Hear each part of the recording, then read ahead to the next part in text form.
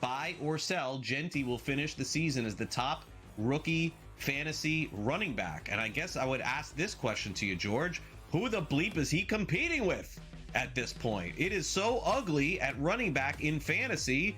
RJ Harvey has done nothing. Omarion Hampton is hurt. Caleb Johnson, does anybody even know where that guy is? He doesn't even play for the Pittsburgh Steelers. I mean, what am I missing here? Oh, there's one. There's one that I'm missing. There's one that I'm missing. I'll name that for you. I'll name the guy you didn't mention there. Well, Henderson's another guy, by the way. The New England Patriots don't trust, right? They don't play him. But the guy that could compete with Genty, would be the name that you said you loved during preseason. You love this guy's name, Cam Scotabo, right? He'd be the guy. He's right there with them. The only problem for Cam would be, A, it is the Giants. Their schedule is brutal. And B, Tracy should return. So that's going to take away. Cam will be the starters. I think he will be. But Tracy's going to eat up some touches there. So that's my only issues there. But I think he's the guy who competes with Genty for that number one overall role, which I'm shocked. I'm shocked that it's not Hampton, but he got hurt. Shocked that it's not Henderson, but they don't like him. Shocked whatever, RJ Harvey in Denver, whatever's going on here. Will he finish the season at the top? This is a little different when I say I automatically take the field here because there's only one other guy. I'm going to buy this. Genty's the best guy, but would I be surprised if it's Scotabo? No, I would not. Yeah, I'm going to sell this for the guy that I just forgot about in Cam Scotabo. I guess the only concern that I would have, and it's a slight one, is that in a couple of weeks, Tyrone Tracy comes back. Fantasy Sports Today. Fridays starting at 3 p.m. Eastern. Only on SportsGrid.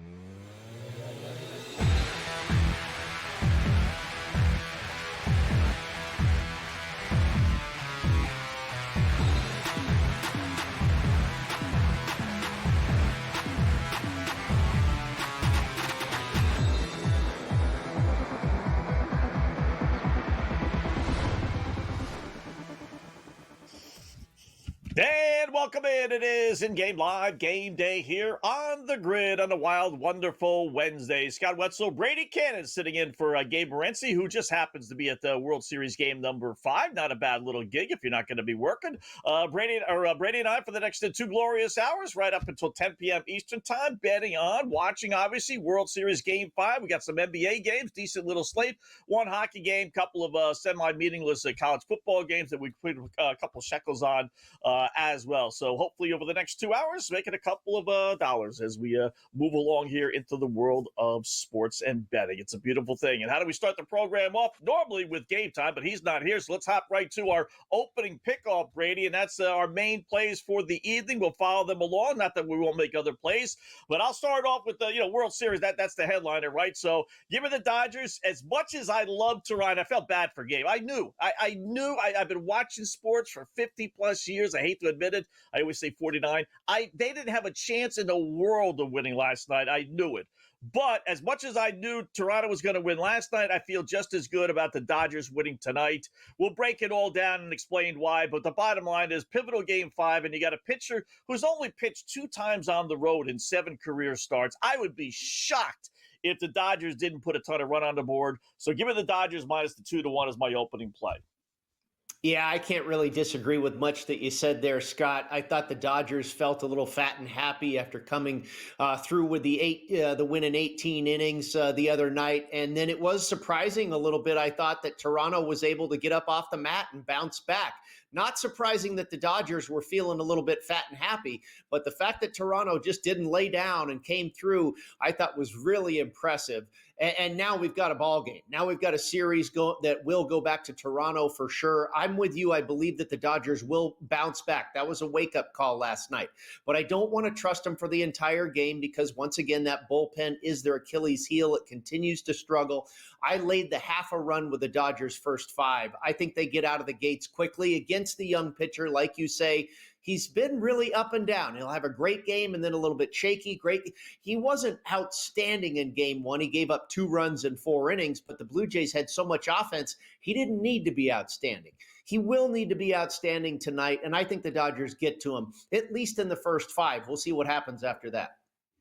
Yeah, you know what? I'm going to do the same thing. I got them. I debated whether I was going to go first 5 with the Dodgers laying a half a run, or maybe the Dodgers team total over 4.5. Just another way to bet the LA Dodgers, and the thinking is true about LaSavage. Listen, he's pitched 7 times. This guy was in college a year ago. He was in single A ball, 9 months ago. Now he's pitching Game 5 of the World Series. He's only had 7 starts, Brady, and the last 5 at home. And if you want to say Tampa Bay is a road game, okay, what did he pitch in front of 5,000 fans? And then he pitched to Kansas City where the Royals lit him up. So he's not really had a 50,000 people in the stands yelling and screaming game. All the others have been at home. They've been screaming for him, not against him. I got to see him perform. So I like the Dodgers as well, first 5. Yep, I'm with you there, obviously. And you just mentioned Dodgers team total. I'm there as well. I'm going over 4.5 runs for the Dodgers team total. I think we could have some runs on the board this evening, and I think Savage will be a part of that. Blake Snell, remains to be seen. Are we going to get, Cy Young award-winning Blake Snell, or are we going to get World Series Game 1 Blake Snell? I think it's a little bit of both. I think Toronto is just so good at not striking out. They had only 6 strikeouts against Ohtani, 5 against Glasnow, only 4 in Game 1 against Blake Snell. Yamamoto's been really the only guy that has been really able to solve the puzzle that is the Toronto offense. So I think we could get some runs in this game, maybe over 8. The total is a play that someone wants to make, but I just basically went all Dodgers here. Toronto could still win this game. I'd kind of like to see that we go back to Toronto with the Blue Jays as an underdog, obviously, in this series, in this game, up 3-2. I think maybe that guarantees us 7 games as fans. But Dodgers first 5, I'm with you there, and I'm going to go over the 4.5 for their team total as well.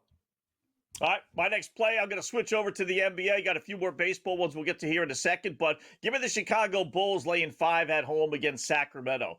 Very quietly, the Bulls are 3-0. I get it. It's early, obviously, real early, right? But I will say, going back to last year, they were 9-2, their last 11 at home. They played much better second half of the season, especially at home last month and a half or so. They actually kind of turned things around a little bit, and they're 2-0 this year, so I'll kind of carry that over. They're trying to build a little home court momentum. Sacramento stinks. They're 1-3. They're going to be awful this year. And Chicago, again, going back to last year, 18-6 against the spread their last 24. And I only bring those numbers into the equation when it's continuing again this year. They're 3-0 against the spread. So they're on a nice little run, small number, giving the Bulls laying 5 at home against Sacramento.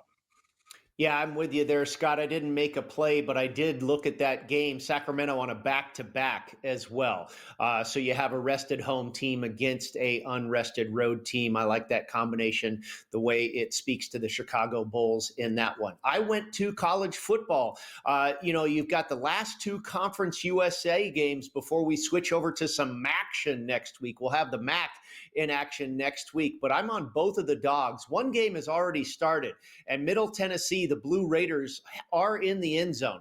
They were catching about 4 points or so as an underdog in this one. I bet them the first half +2, off to a good start there as they are in the end zone. Extra point may have missed. It looks like it's only 6-0 right there for Middle Tennessee over Jacksonville State. But we've got another one that'll be kicking off here shortly, and that's Florida International against Missouri State. The Bears of Missouri State, about a 3.5, 4-point favorite. And I took the dog here as well. FIU getting 2.5 in the first half, and we'll see if they can get off to the same nice start that Middle Tennessee has. But I feel that they're being a little bit disrespected in the market, and maybe Missouri State being a little bit inflated because of what we saw last week, where FIU was beaten up pretty handily by Kennesaw State. Well, hey, last time I checked, Kennesaw State is pretty darn good. I don't know if you've taken notice, Scott, but this, lesser-known school is on quite the run. I don't know. They might be undefeated. I haven't checked it, but every time I look up, they're playing midweek and they're just rolling somebody. So I think FIU is actually better than what that last result, maybe has the market thinking here. So I'll take them plus the 2.5 in the first half. And that's another thing, Scott, with underdogs. This, college football, professional football, whatever it is. If you like the dog, they really often have a better chance to hang around for just half the game. If you bet them for the entire game, eventually the favorite, the better team will start to pull away, oftentimes. So that's why I took both of the dogs in the first half tonight on the college gridiron. All right, I'll be opposite on you on that one in some aspects. Obviously, we both can win because I'm going to take Missouri State lay to 2.5, 3.5. It's actually 1.5 now because FIU got the football first. So, but I'll take Missouri State. Listen, they're 4-3.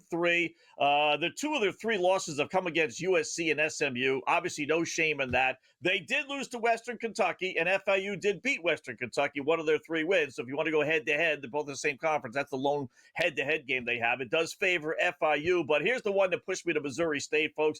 They're 1-10 their last 11 regular season FBS games on the road. So could they lose and cover the 3.5, 2.5? Sure, that they could, but I'll take my chances with a team that doesn't play well on the road, that they don't beat a halfway decent Missouri State team. So give me Missouri State laying the whatever number it happens to be right now. I'll just say field goal for our purposes. Couple other quick little baseball. Do you have one more football, or did you combine the 2 for your last pick?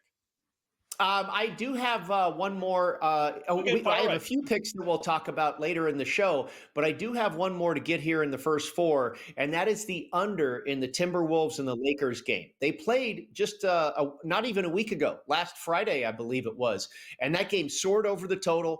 Both Luka Doncic and Anthony Edwards played in that game, and it feels like everybody's reacting to what happened just a few days ago. So I played the under here. No Luka, no LeBron, no Edwards in the game. I went under 225.5. All right, real quickly, I'm going to throw it out. Bet Smith, Freeman, Edmond, 2-person round robin, 2-hit parlay. Whoa. Yeah, more plays coming up. Yeah.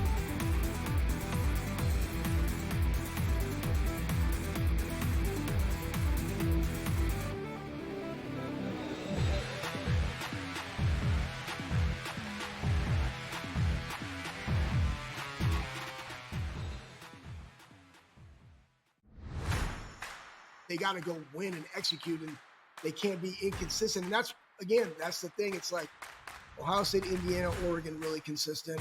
And then who is that 4th question mark? And there's been inconsistencies throughout.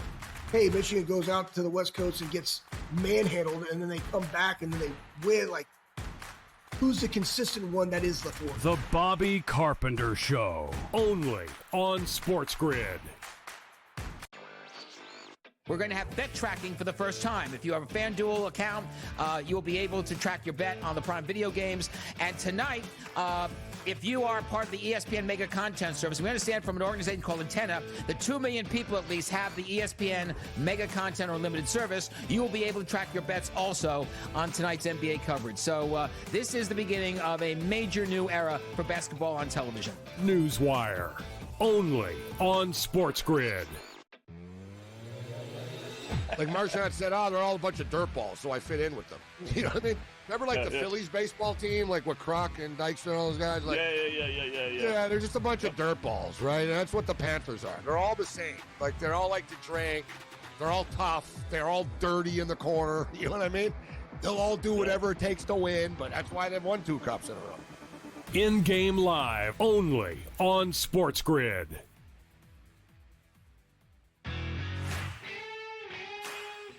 For him and Cignetti are the most Spurrier-like personalities, Spurrier-like head coaches, and Cignetti's locked up. And you know what? And Ole Miss could very well lock Lane Kiffin up, but he will always be a fighting under. At Ole Miss, you will always be a little bit of an underdog because of your play. At Florida, you don't ever have to be an underdog because of their resources.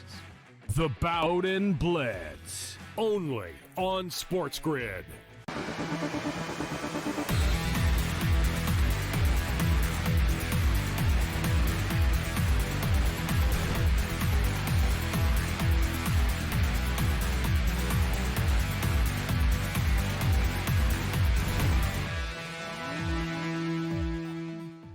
All right, welcome back in Game Live, Game Day here on the Grid. You know, if you've been watching us, we've had this running theme. When we go to break, something happens, whether it's football, touchdown, or turnover, maybe. Baseball, it's been home runs, and that's the case here. Not one, but how about 2 home runs for the Toronto Blue Jays to lead off the top of the first inning. They're already batting still, leading 2-0 over the LA Dodgers. The guy who is subbing, the right-handed version, if you will, George Springer, with the lefty Blake Snell batting. this dude Schneider, who plays some for Toronto. He hits a first pitch. Davis Schneider, sounds like an optical guy. He hits a first pitch of the game home run, and then Vlad Guerrero steps up. Brady, 2 pitches later, he hits another home run, almost an identical spot down the left field line. And just like that, I mean, you're barely into your seat. In some cases, you're probably not if you go into the game, and the Dodgers trail 2-0. Wow. I just got a text, and I'll bow out here when he gets back, but I just got a text that Gabe's on his way back. He's going to do the show. He said, forget this thing. He's done. He's done. Yeah, that's a rude awakening for Mr. Morency down there in Dodger Stadium, but obviously a lot of baseball left. The in-game total that's come off the board here, but I saw it jump to 10.5.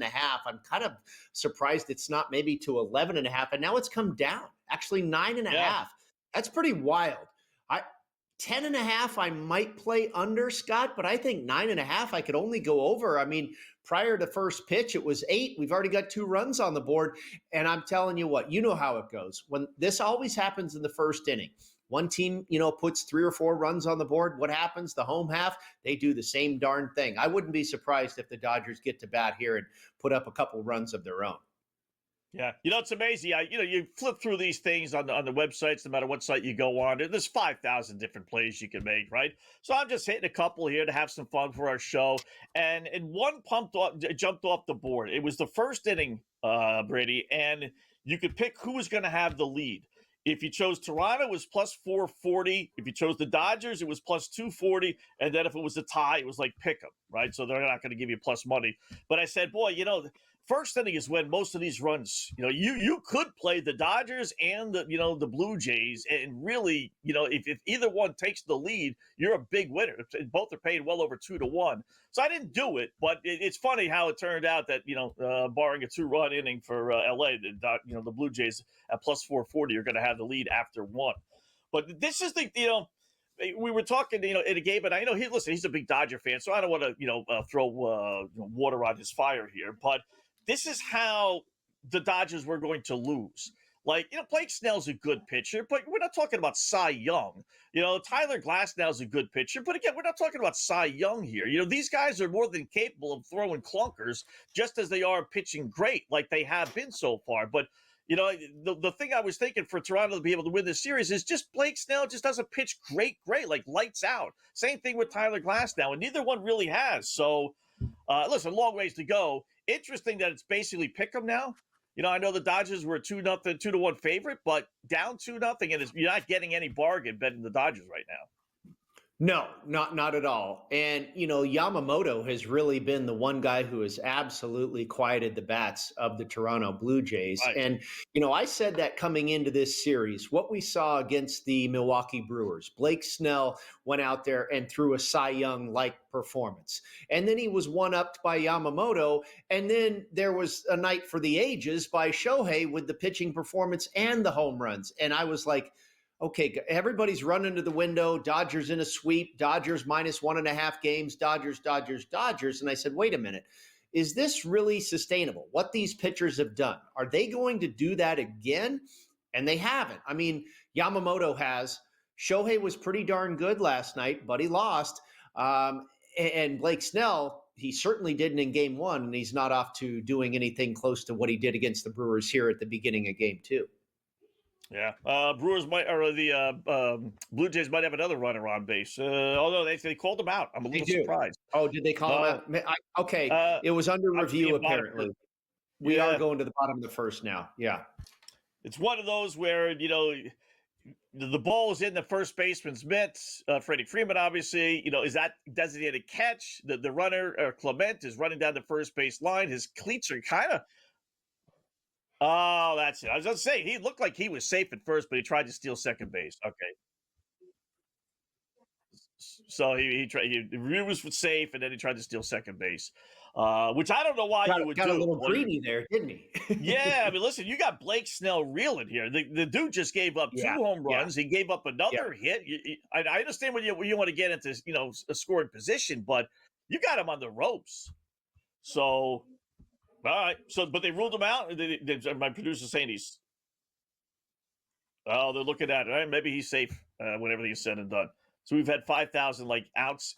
not outs, not outs. Bottom line is that it's 2-0 and it's somewhere in the first inning.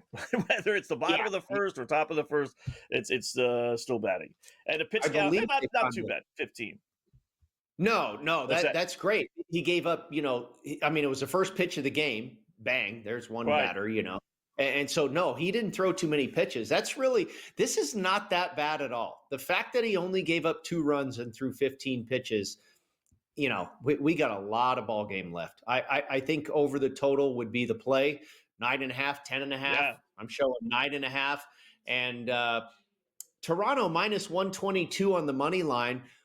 I'm not ready to go there yet. I wonder we probably can't find this. If we had time, you might be able to find it. But if you're going to give me 3-1 that this game's tied after the first inning, I wouldn't doubt it. Really? Wow. All right. So you're expecting some fireworks. Listen, I thought they would get to it. It just always happens that way, Yeah. We'll see. All right. So they ruled them out.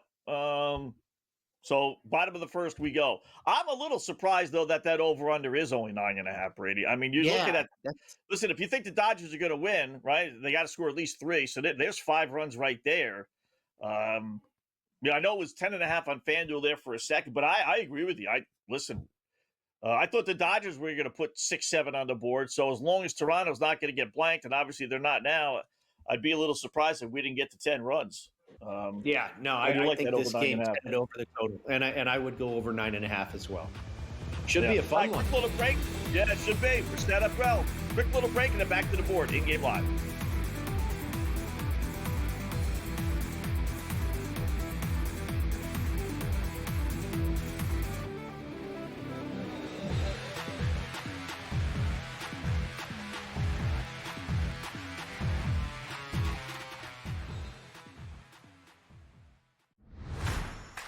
They got to go win and execute, and they can't be inconsistent. And that's the thing. It's like Ohio State, Indiana, Oregon, really consistent. And then who is that fourth question mark? And there's been inconsistencies throughout. Hey, Michigan goes out to the West Coast and gets manhandled, and then they come back and then they win. Like, who's the consistent one that is the fourth? The Bobby Carpenter Show, only on SportsGrid. We're going to have bet tracking for the first time. If you have a FanDuel account, you'll be able to track your bet on the Prime Video games. And tonight, if you are part of the ESPN Mega Content Service, we understand from an organization called Antenna that 2 million people at least have the ESPN Mega Content or Unlimited service. You will be able to track your bets also on tonight's NBA coverage. So this is the beginning of a major new era for basketball on television. Newswire, only on SportsGrid. Like Marchand said, they're all a bunch of dirt balls, so I fit in with them. You know what I mean? Remember, the Phillies baseball team, like with Croc and Dykstra and all those guys? Like, yeah, they're just a bunch of dirt balls, right? And that's what the Panthers are. They're all the same. Like, they're all like to drink. They're all tough. They're all dirty in the corner. You know what I mean? They'll all do whatever it takes to win, but that's why they've won 2 cups in a row. In-game live, only on SportsGrid.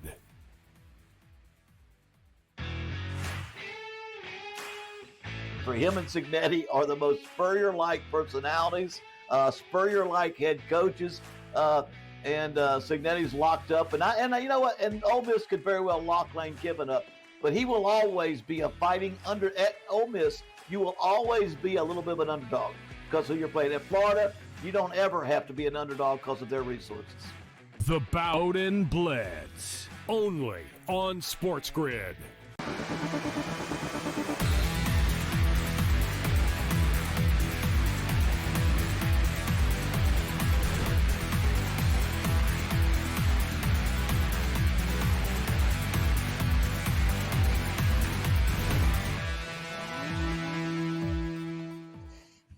All right, welcome back. In-game live, game day here on the grid. Scott and Brandy sitting in for Mr. Morency, who's at the ball game tonight, the main game that we're going to keep an eye on throughout the evening. But we'll touch on all the other stuff, obviously. So they didn't call them out. Stolen Bay, it was real close as the first base play was. So they got one, then they lost down the other one. So bottom of the first, they go. Toronto leading at 2-0, back-to-back home runs to lead off the bottom of the first inning against Blake Snell. Only minus 125 in the over-under, more surprisingly enough, supposedly. Anyway, the 9.5. I figured it'd be a little bit higher there. So we'll keep an eye on that. A quick little touch on the NBA here, Brady. Before we get our first guest in here, I liked a couple. I did like the Bulls. We gave that off as one of our opening plays, off to a halfway decent start. They're leading 28-20 midway through the first quarter. Again tonight, no surprise, a ton of points in all these games. Celtics 75-60 at the half, 135 points at the half. They had 82 after the first quarter. So it's actually I didn't know the All-Star game was played in October. I know. It's just I watched some of the game before we came on the air. It's just hoisting threes. No one plays any defense. No one drives to the bucket. No sets, no picks, no screens. It's just one guy penetrates. He dishes back to the three, and they shoot a three. And if they hit him, then they'll score 1,000 points like they're doing tonight in that game. So, what's funny too, Scott? It's like teams, what you're saying is actually playing out in the metrics. If you look at, some of these teams that are traditionally slow teams that run pick and roll and everything, they're all in the top 10 as far as pace, number of possessions per minute and that type of thing. The Dallas Mavericks are they're 1-3 and all they're doing is running up and down the court. The Portland Trailblazers, and those are normally more methodic teams, and they've just gone to the modern day NBA script of, like you say, chuck the three, run up and down, run and gun. Yeah. I used to do, listen, as goofy as it sounds, I used to do that in my 5th, 6th grade girls basketball league when I was coaching, right? That was the same thing. I would just say, one person, you drive, everyone else stands out by the three, you throw it to them. If you can't quite reach the three, then you step in a little bit more. Of course, we weren't any good, but the philosophy was there. It's kind of tough if you have 5 shooters like these NBA players are. It is tough to defend. I will admit that, but it's not entertaining to watch, though. And that's the main thing. And I am glad to see that OKC won in that they don't quite do that, right? They can play some defense when they want to, and they do set some plays up and everything else. So, but anyway, so Bulls up 31-24. They're laying now 8.5. Not quite the number that I had at 5. I probably wouldn't go there. Let that settle in a little bit. And then the over-under is 245.5. I did like the over in the Nets-Atlanta Hawks game. It was a big one, but not quite as big as I thought. If you watch the Brooklyn Nets this year, they had the one low-scoring game somehow or another against San Antonio. But all the others, they're giving and scoring 130 points like it's nobody's business. And it was only 238 today against the Atlanta Hawks, who are very similar.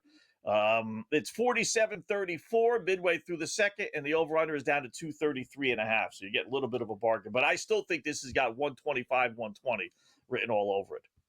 You would think so. No, the Atlanta Hawks seem like they have been that way for a long time. Ever since Trae Young got there. And that obviously contributes to the three-point shooting, leaning on that, the emphasis on that. But the Brooklyn Nets just haven't been a good team in a while, defensively or offensively. You need a little offense out of them here tonight. But you're right, you're getting a little bit of a discount down on an under pace at 233.5 versus what the original was prior to tip-off at 238.5. Yeah, Gabe and I talked about this last night, right? When at the end of the day, it's been over a 2-to-1 ratio overs into unders in the NBA, and every day you say, all right, I'm just going to bet the over then. That's it. I'll bet the over, and I'll go 2-1, 2-1, 2-1, right? I'll make some money. But then when the numbers come out, Brady, then it's like, 234.5, 238.5, 37. I can't bet it over it. But then like today, look at the numbers now. Toronto and Houston, 252.5 right now. Detroit, Orlando should be a lower scoring game, 240.5. Boston, Cleveland should be maybe a lower scoring game, 251.5. The Brooklyn game, oddly enough, is one of the lower ones at 234.5. So they're wide. Bulls and Kings, 245.5 right now. So they post these numbers where they do make you double think, but in the end, they all go over anyway. Yeah, the market's pretty efficient. You're right. They don't hand it to you. By the way, the Dodgers blanked in the bottom of the first inning, 2-0 Toronto after 1, and they are now minus 172 on the money line. The total still at 9.5, but you can get plus money on the over now.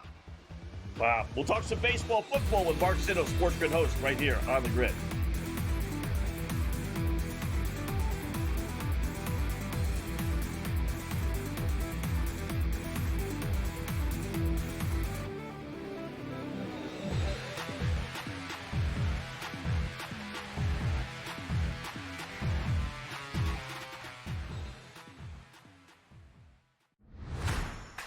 they got to go win and execute, and they can't be inconsistent. And that's the thing. It's like Ohio State, Indiana, Oregon, really consistent.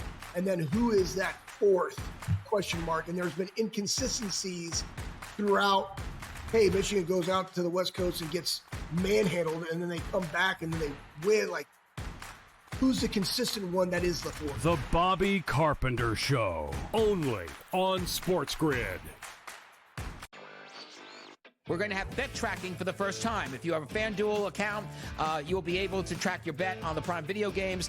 And tonight, if you are part of the ESPN Mega Content Service, we understand from an organization called Antenna that 2 million people at least have the ESPN Mega Content or Limited Service. You will be able to track your bets also on tonight's NBA coverage. So this is the beginning of a major new era for basketball on television. Newswire, only on SportsGrid. Like Marchand said, they're all a bunch of dirtballs, so I fit in with them. You know what I mean? Remember, like, the Phillies baseball team, like, with Kroc and Dykstra and all those guys? Like, yeah, they're just a bunch of dirtballs, right? And that's what the Panthers are. They're all the same. Like, they're all like to drink. They're all tough. They're all dirty in the corner. You know what I mean? They'll all do whatever it takes to win, but that's why they've won 2 cups in a row. In-game live, only on SportsGrid.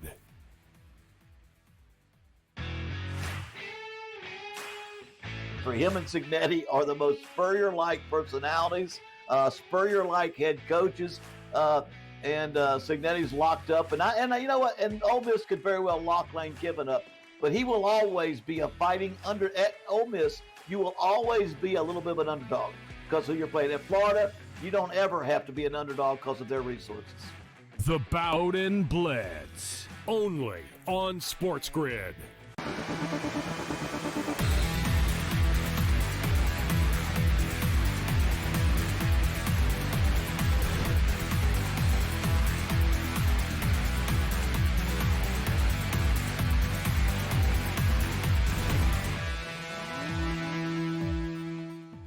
All right, welcome back in-game live, game day here on the grid. Scott and Brady sitting in for Gabe as look at a little baseball, a little NBA, got a couple college football games as well. So they moved to the top of the second inning, and I must say, Blake Snell allowed not another home run, but he allowed another base hit. So Toronto batting, runner on first with 1 out. He's already given up 4 hits.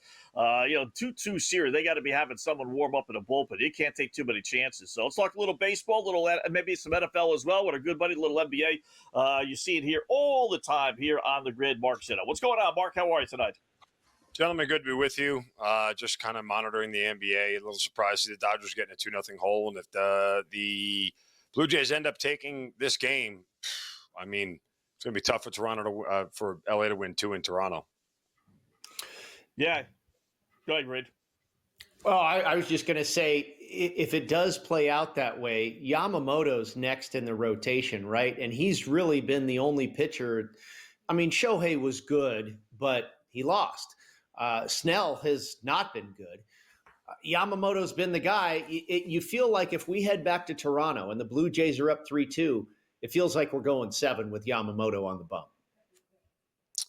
Yeah, I mean, look, I'm somebody sitting here who laid $2.10 on the Dodgers to win this series. So I'm hoping that at least offense rules today and the Dodgers make a roaring comeback against the Jays bullpen that is questionable as well. But, yeah, I mean, look, if Toronto goes up 3-2, Yamamoto is the guy that extends this thing, and then it's all hands on deck for a Game 7. But if we get to a Game 7, I mean, you have to feel like the pricing on the Dodgers would literally be the same, minus 200 on the money line in that game. I mean, I don't know why you'd get a discount on them all of a sudden at this point in the series in a coin flip game. It's amazing, Mark. I mean, is this a fluke? They did win their division. They did have one of the best records in all of baseball. But if you look at the odds that FanDuel has out for next year, Dodgers are the overwhelming favorite again at plus 340. Then it's the Stankies at 7-1. Then it's the Phillies. Then it's the Mariners. Then it's the Mets. Where's Toronto, Scott? Then it's the Astros. Then it's the Red Sox. Then it's the Braves. Where's the Astros? Or where are the Blue Jays, Scott? Then it's the Toronto Blue Jays. They are the 1, 2, 3, 4, 5, 6, 7, 8. They're the 9th choice at 20-1 for next year. And they're 2 wins away from winning the World Series this year. I mean, is this a fluke? No, I mean, look, you have to understand with where they are right now, and these lines actually would move in game. With Toronto looking like they would win this game and then win the series, you know what we haven't had is since since 2000, Scott. Back-to-back champions, which you didn't have this year with basically what people thought was the greatest team ever assembled. So what's the reason to bet on Toronto to repeat when we haven't seen a repeat champion in a quarter of a century? So that's more the reason why they're down there than anything else, I would assume. Yeah. Mark, I want to switch over to the NBA with you. I know you have action on a couple of games that are in progress, but I have action on a game coming up later tonight. I wonder if you're involved in this one or what your opinion is. And that's the Portland Trail Blazers visiting the Utah Jazz. It's tough to play there at the Delta Center at elevation, but Scott was mentioning, he used the word, is this a fluke? I think the Jazz are kind of a fluke. I don't think they're that good of a team. They're off to a 2-1 start, and yet they're being respected in the market here. They're taking money. The Trailblazers were a 3.5-point favorite, then 3. Now I'm seeing some 2.5s. They've played a very tough schedule. They beat Golden State. I think Portland takes care of Utah tonight. Well, there's a lot of variance here from the standpoint of how do we know how Portland responds without Chauncey Billups on the sidelines due to everything in the investigation that's going on.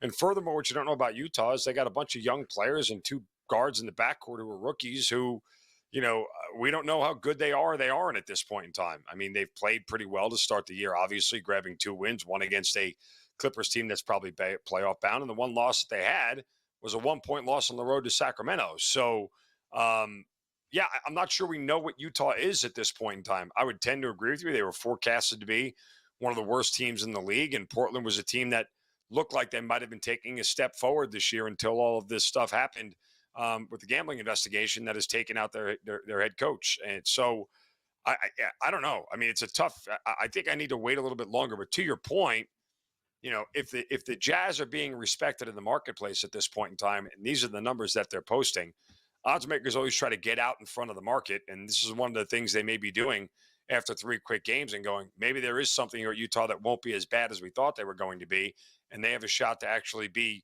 competitive game in and game out.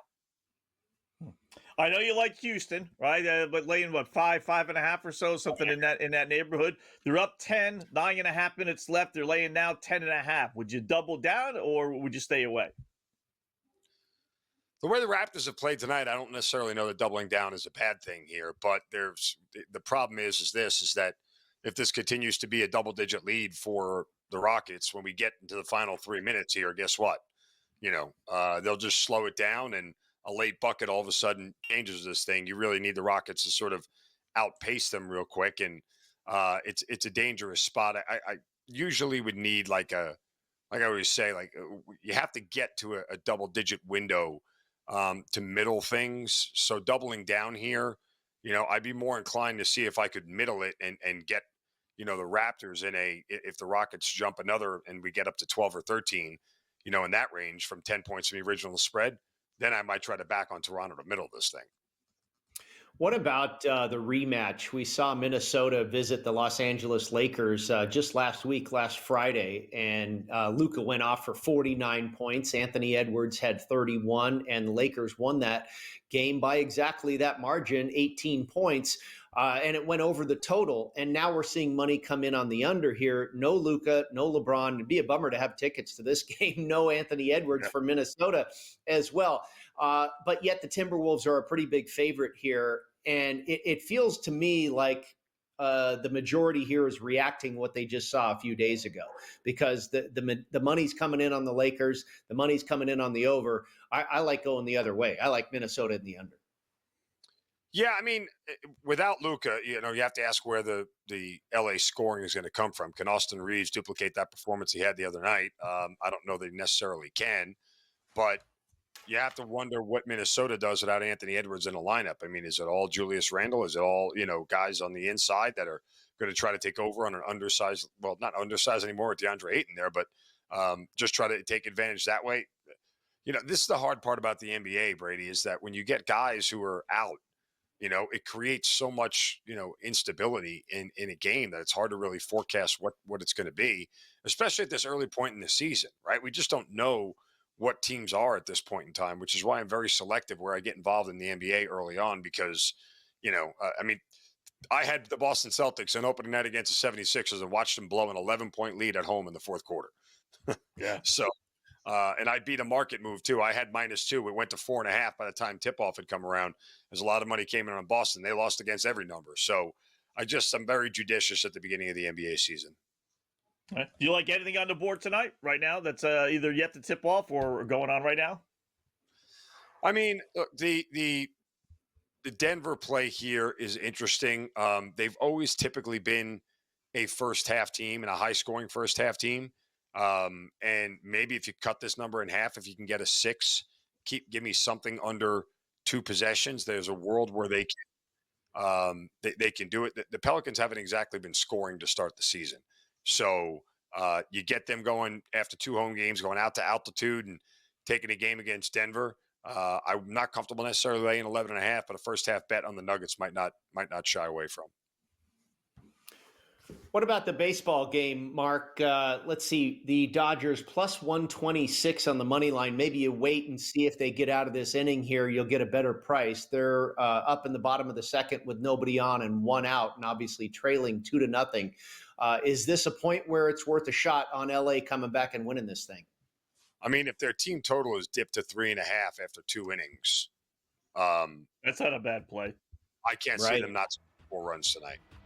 Yep, yeah, I had him earlier at 4.5. So, Mark, good job as always, man. Appreciate it. We'll do it again soon. Mark Zitto, SportsGrid host here on the Grid.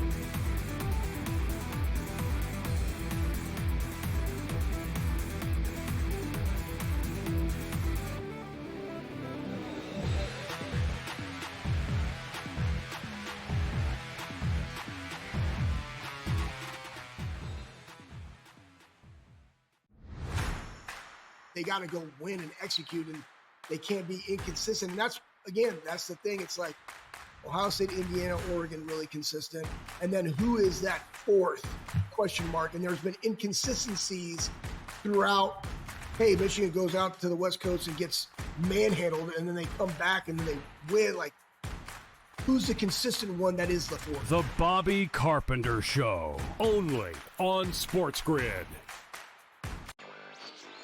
We're going to have bet tracking for the first time. If you have a FanDuel account, you'll be able to track your bet on the Prime Video games. And tonight, if you are part of the ESPN Mega Content Service, we understand from an organization called Antenna that 2 million people at least have the ESPN Mega Content or Unlimited service. You will be able to track your bets also on tonight's NBA coverage. So this is the beginning of a major new era for basketball on television. Newswire, only on SportsGrid. Like Marchand said, they're all a bunch of dirtballs, so I fit in with them. You know what I mean? Remember, like, the Phillies baseball team, like with Croc and Dykstra and all those guys? Like, yeah, they're just a bunch of dirtballs, right? And that's what the Panthers are. They're all the same. Like, they're all like to drink. They're all tough. They're all dirty in the corner. You know what I mean?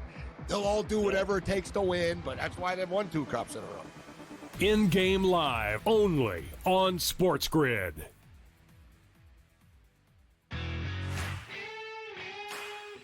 For him and Signetti are the most Spurrier-like personalities, Spurrier-like head coaches, and Signetti's locked up. And you know what? And Ole Miss could very well lock Lane Kiffin up, but he will always be a fighting under. At Ole Miss, you will always be a little bit of an underdog because who you're playing. At Florida, you don't ever have to be an underdog because of their resources. The Bowden Blitz, only on SportsGrid.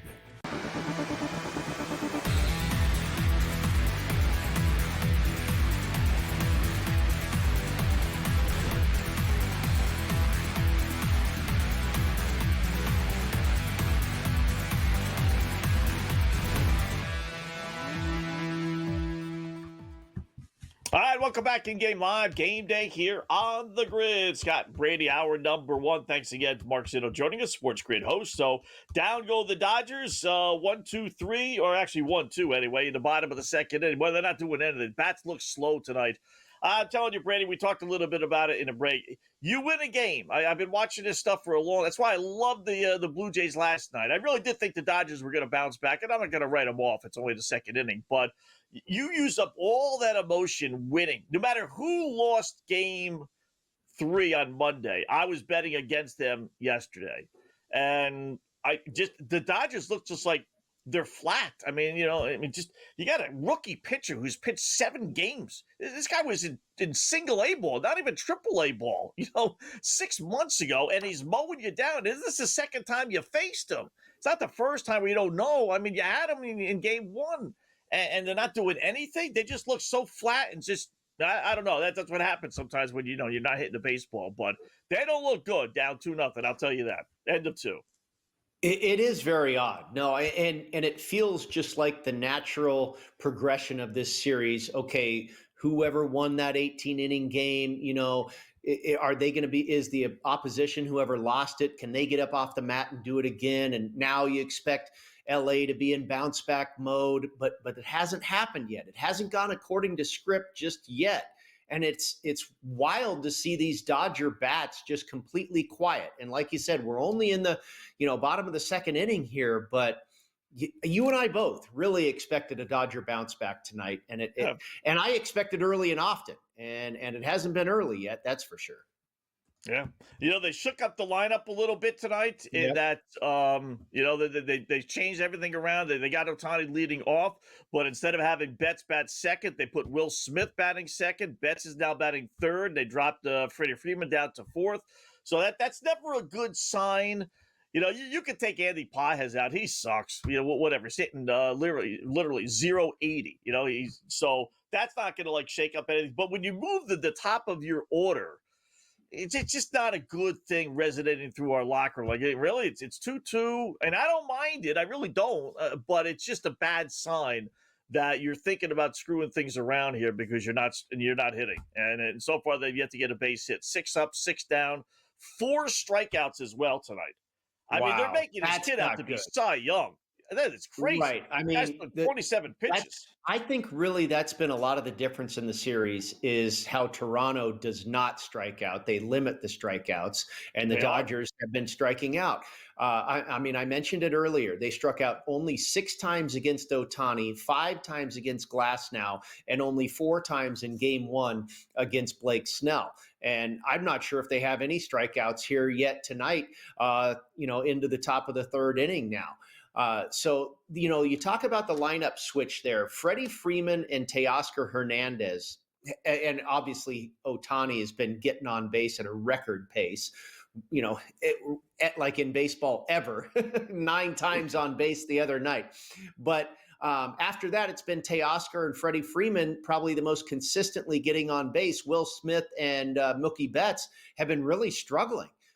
Just to even get on base. And so maybe I understand shaking those guys up. Maybe they get to see different pitches. They're in a different position in the lineup. We'll see. So I'm like you. I don't mind the move, but it also, does it send a bad message that we're panicking at all in the locker room? You wouldn't think so with a veteran-laden team and a team that has as many good players as the Dodgers do. Yeah. Toronto had the 2nd fewest strikeouts in all of baseball.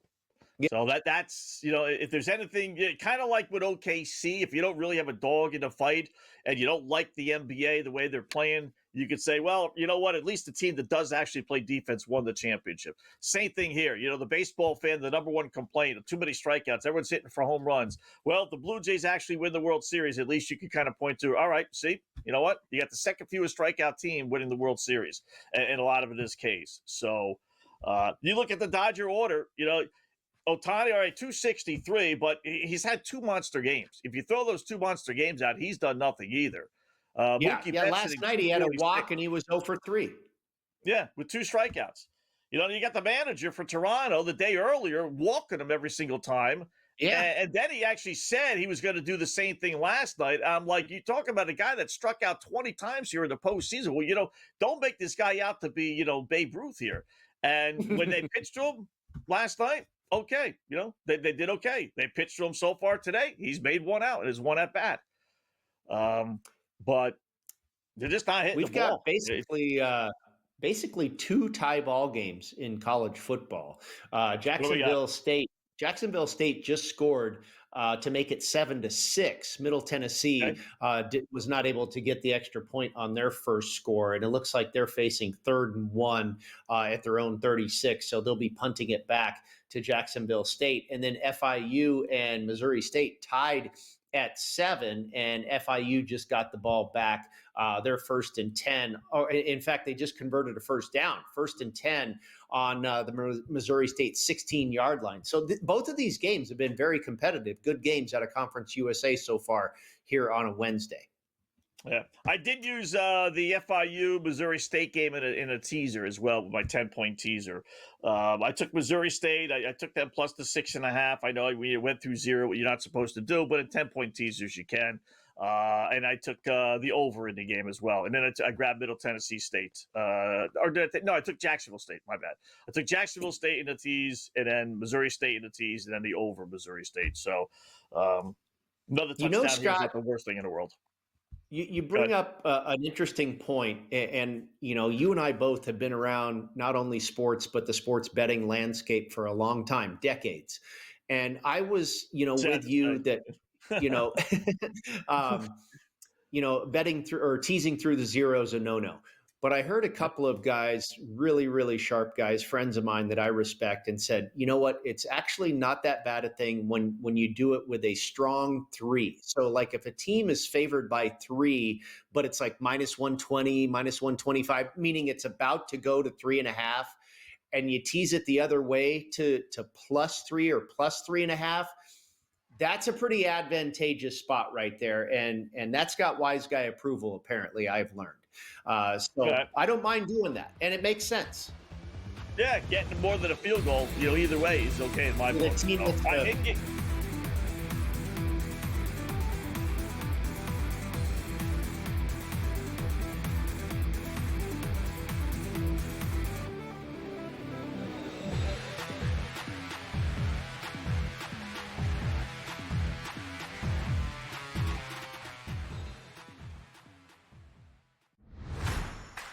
They got to go win and execute, and they can't be inconsistent. And that's the thing. It's like Ohio State, Indiana, Oregon, really consistent. And then who is that fourth question mark? And there's been inconsistencies throughout. Hey, Michigan goes out to the West Coast and gets manhandled, and then they come back and then they win. Like, who's the consistent one that is the fourth? The Bobby Carpenter Show, only on SportsGrid. We're going to have bet tracking for the first time. If you have a FanDuel account, you'll be able to track your bet on the Prime Video games. And tonight, if you are part of the ESPN Mega Content Service, we understand from an organization called Antenna that 2 million people at least have the ESPN Mega Content or Limited Service. You will be able to track your bets also on tonight's NBA coverage. So this is the beginning of a major new era for basketball on television. Newswire, only on SportsGrid. Like Marchand said, they're all a bunch of dirtballs, so I fit in with them. You know what I mean? Remember, like, the Phillies baseball team, like with Croc and Dykstra and all those guys? Like, yeah, they're just a bunch of dirtballs, right? And that's what the Panthers are. They're all the same. Like, they're all like to drink. They're all tough. They're all dirty in the corner. You know what I mean? They'll all do whatever it takes to win, but that's why they've won 2 cups in a row. In-game live, only on SportsGrid.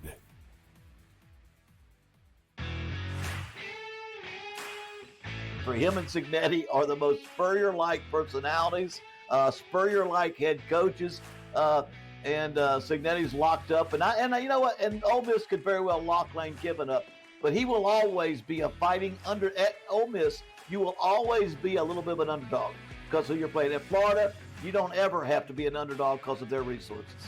The Bowden Blitz, only on SportsGrid.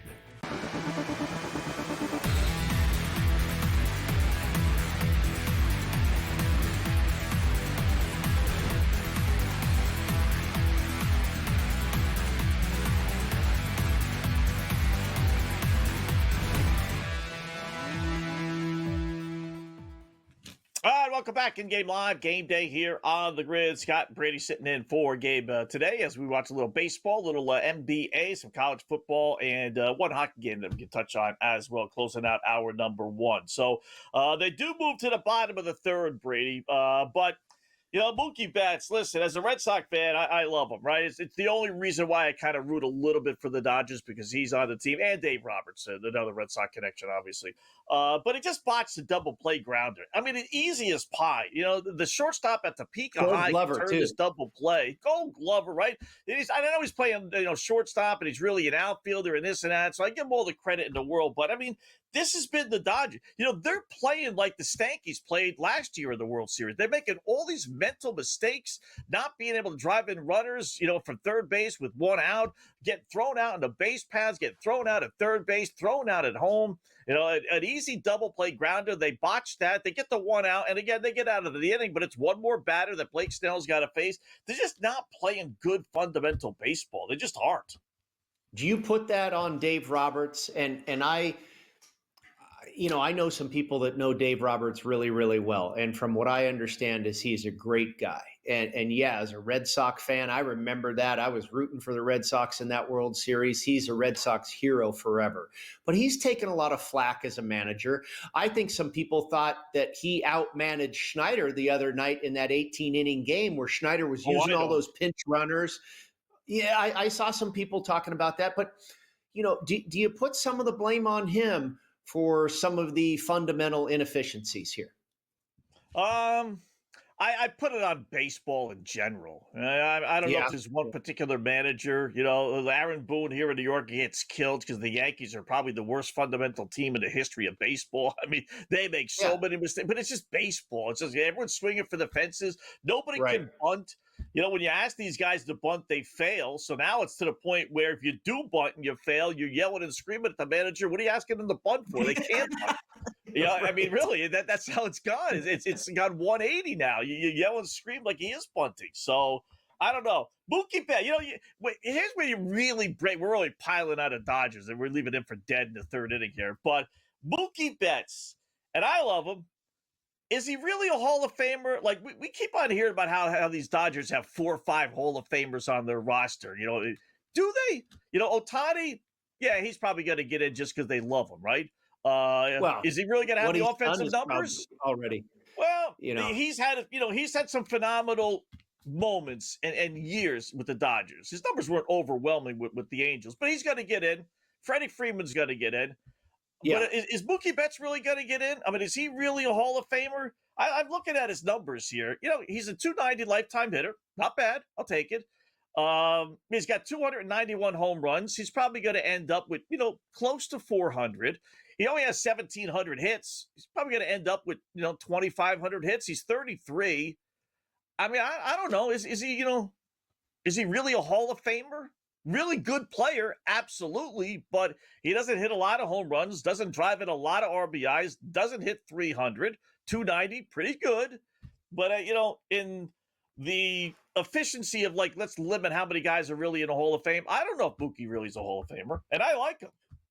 One out, by the way, in the Dodgers half of the third inning, nobody on and one down. And in the live market, they are now plus 136 on the money line. Near total, Scott. Remember when you and I wanted to go over 9.5? It's all the way down to 7.5, and pretty much even money if you want to go over the 7.5.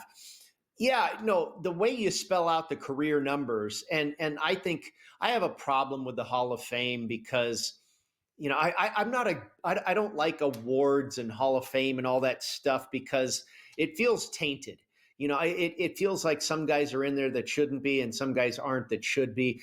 All I know is, having watched Mookie Betts more so as a Dodger than as a Red Sox because he's out here on the West Coast, he's phenomenal. Will he have Hall of Fame numbers when he finishes his career? We'll see. All I know, the guy that I've seen for the last 3 or 4 years is arguably the very best baseball player in the game. He's top 5 in my opinion. Wow. All right. His postseason numbers aren't great. They're not awful. No. Neither were Barry Bonds. Before he stuck some needles in his butt. Yeah. In fact, they were awful with Barry Bonds before he did the roids. And by the way, he's absolutely a Hall of Famer. He's probably the best player I've ever seen in my life. Juice or no juice. Yeah. Ooh, Dodgers. Somebody just hit a home run. How about that? We're back. 2-1. Oh, the Dodgers are the greatest thing in the world. We did it before we went to break. Yeah, how about that? Maybe we'll get another one during the break. Hour number 2 coming up.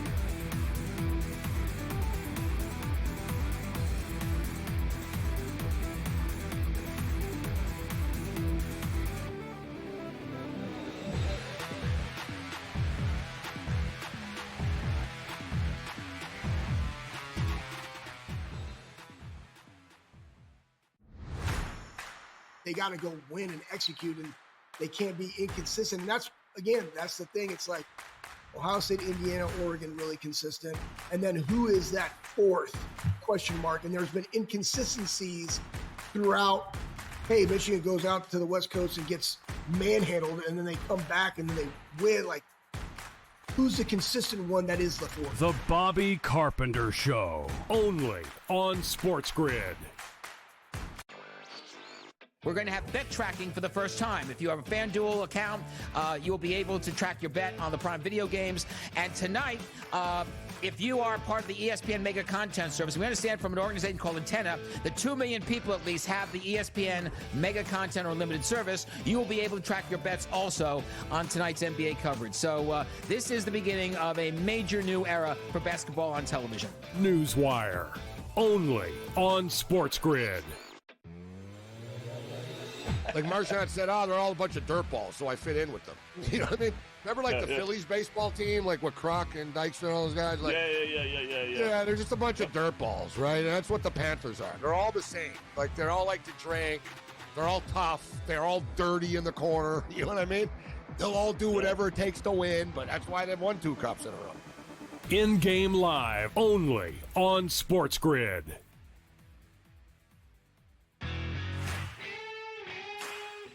For him and Signetti are the most Spurrier-like personalities, Spurrier-like head coaches, and Signetti's locked up. And you know what? And Ole Miss could very well lock Lane Kiffin up, but he will always be a fighting under. At Ole Miss, you will always be a little bit of an underdog because who you're playing. At Florida, you don't ever have to be an underdog because of their resources.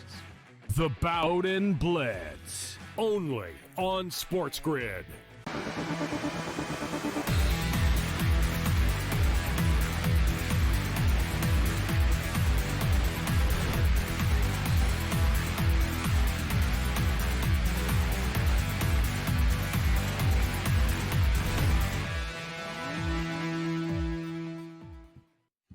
All right, welcome back in Game Live. Game Day here on the grid. Hour number 2 of our 2-hour extravaganza. Scott and Brady sitting in for Gabe, who's at the World Series game number 5. So no extra runs while we're at break, but it is 2-1 now.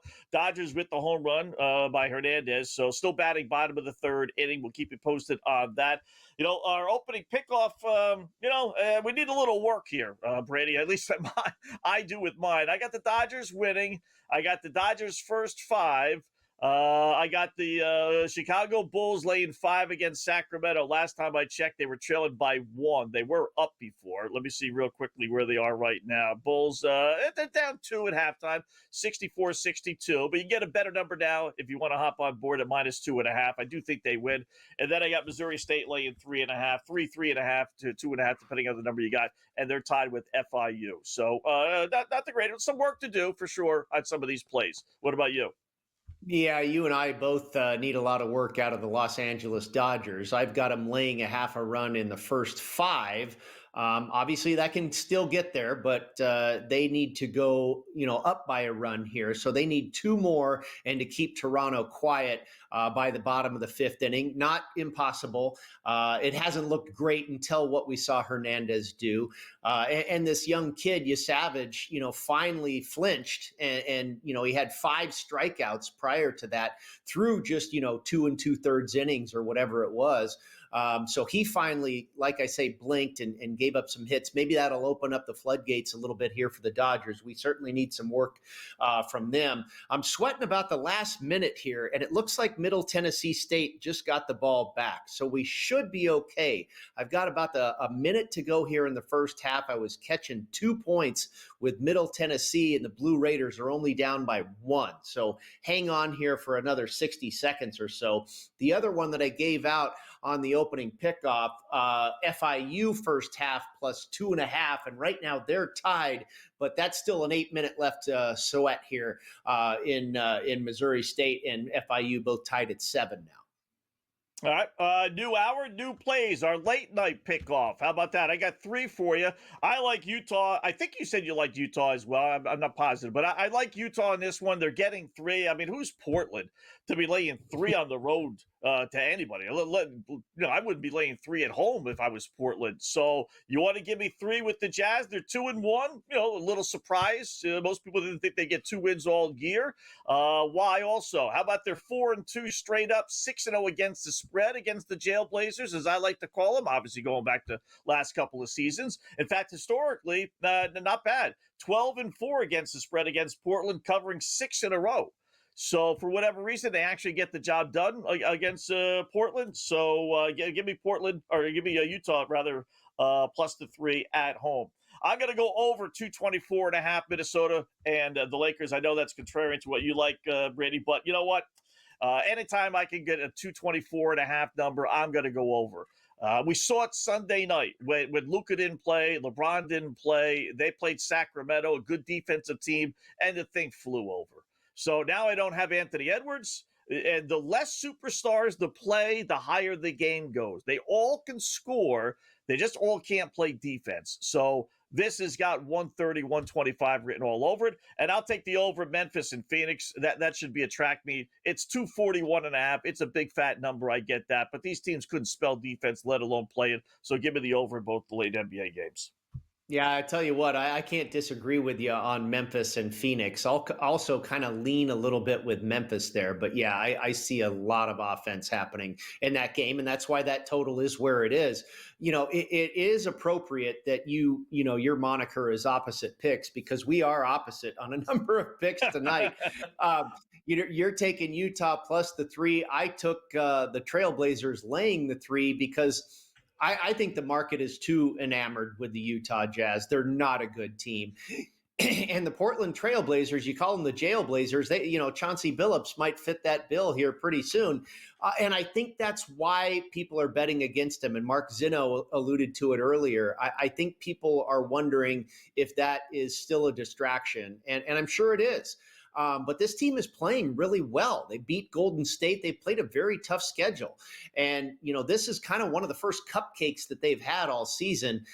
Even though the Jazz don't look like a cupcake, I think we'll maybe find out who the Jazz really are tonight. I like Portland laying the points in this one.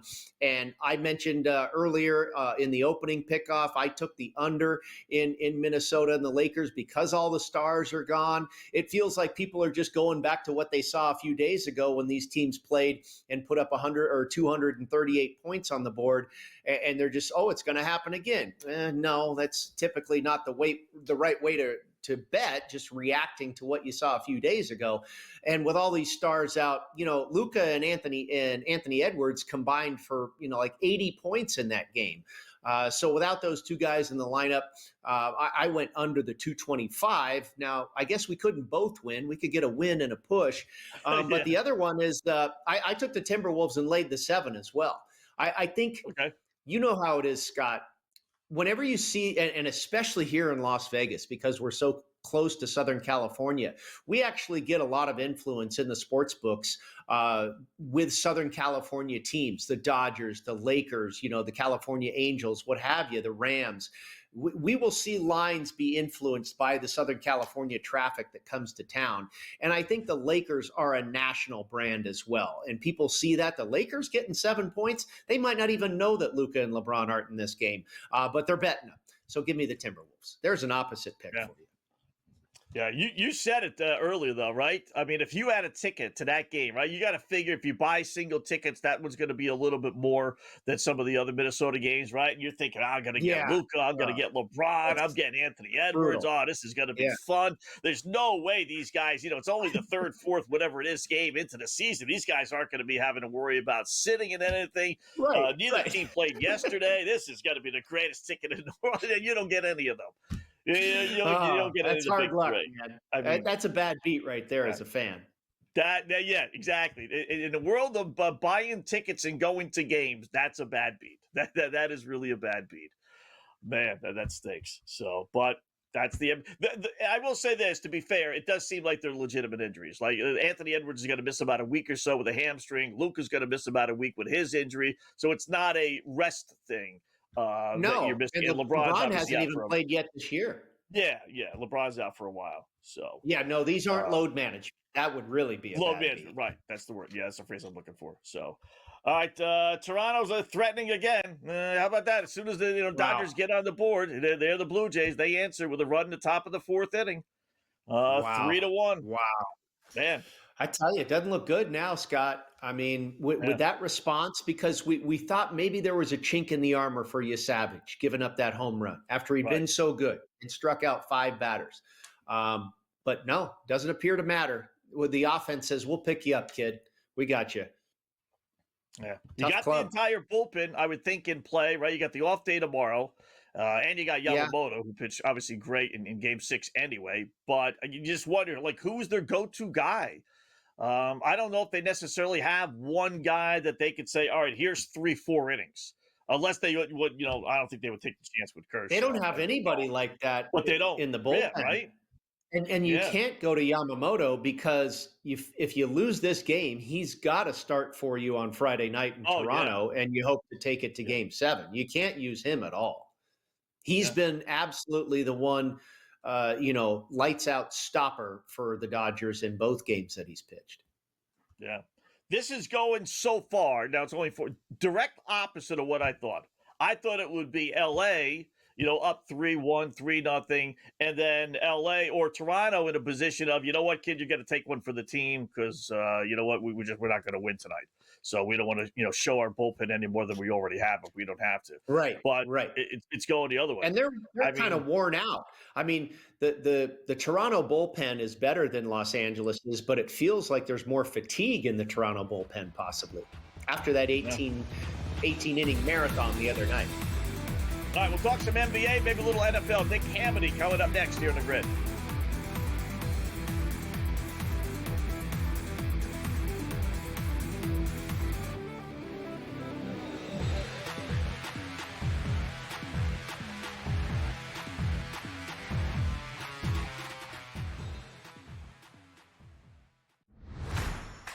They got to go win and execute, and they can't be inconsistent. And that's the thing. It's like Ohio State, Indiana, Oregon, really consistent.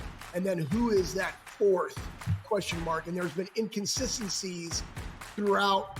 Hey, Michigan goes out to the West Coast and gets manhandled, and then they come back and then they win. Like, who's the consistent one that is the fourth? The Bobby Carpenter Show, only on SportsGrid.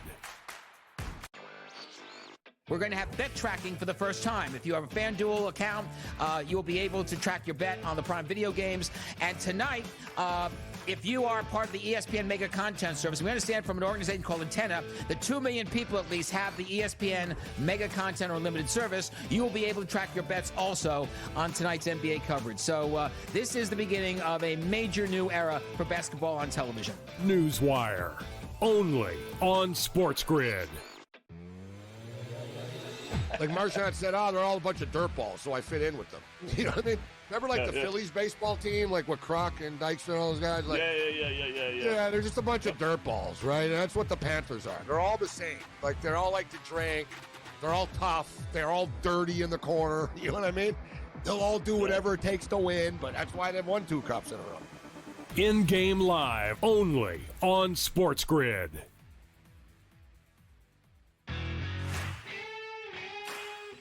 For him and Signetti are the most Spurrier-like personalities, Spurrier-like head coaches, and Signetti's locked up. And you know what? And Ole Miss could very well lock Lane Kiffin up, but he will always be a fighting under. At Ole Miss, you will always be a little bit of an underdog because of your playing. At Florida, you don't ever have to be an underdog because of their resources. The Bowden Blitz, only on SportsGrid.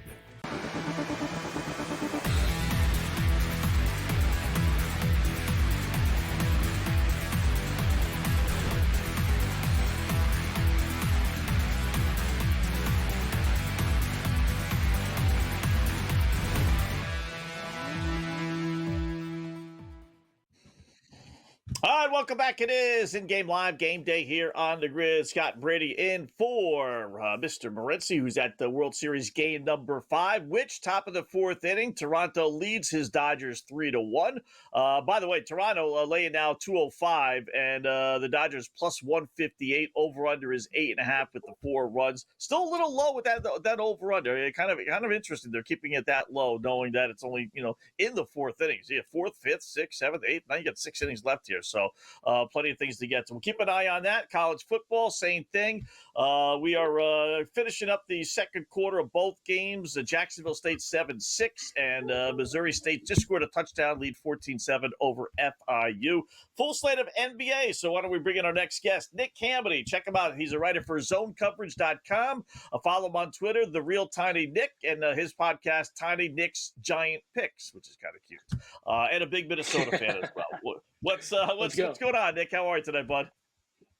I'm feeling good, guys. About to watch this Wolves-Lakers game, so pretty excited, even though everybody in the entire roster on both teams is out.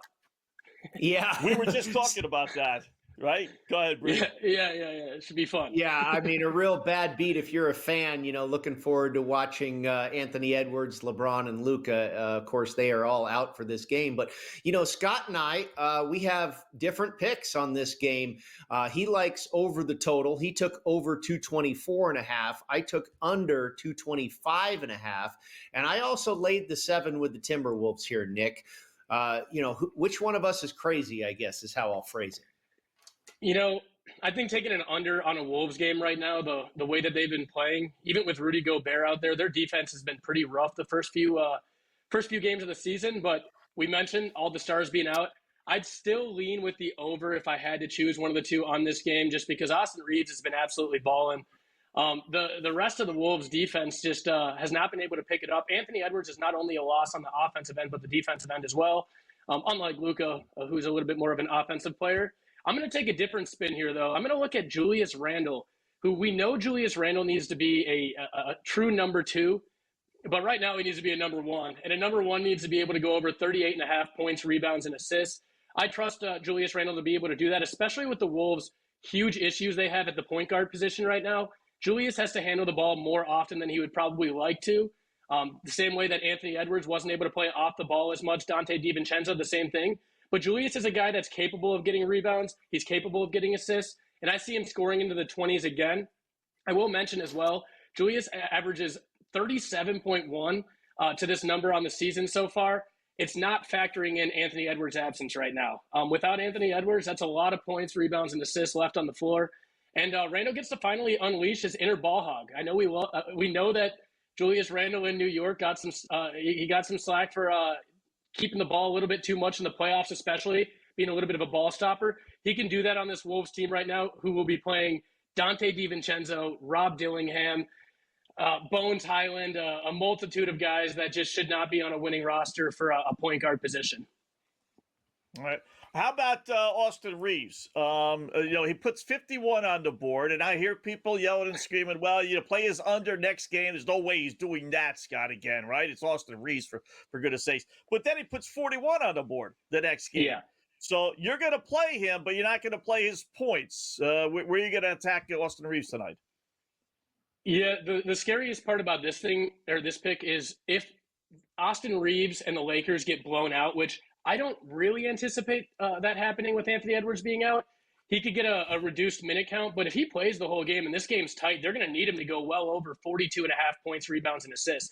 You just mentioned his points alone has gone over this number a couple times in the last 2 games. Without LeBron, without Luka, Austin Reeves is pretty much all they have on the offensive side of the floor right now.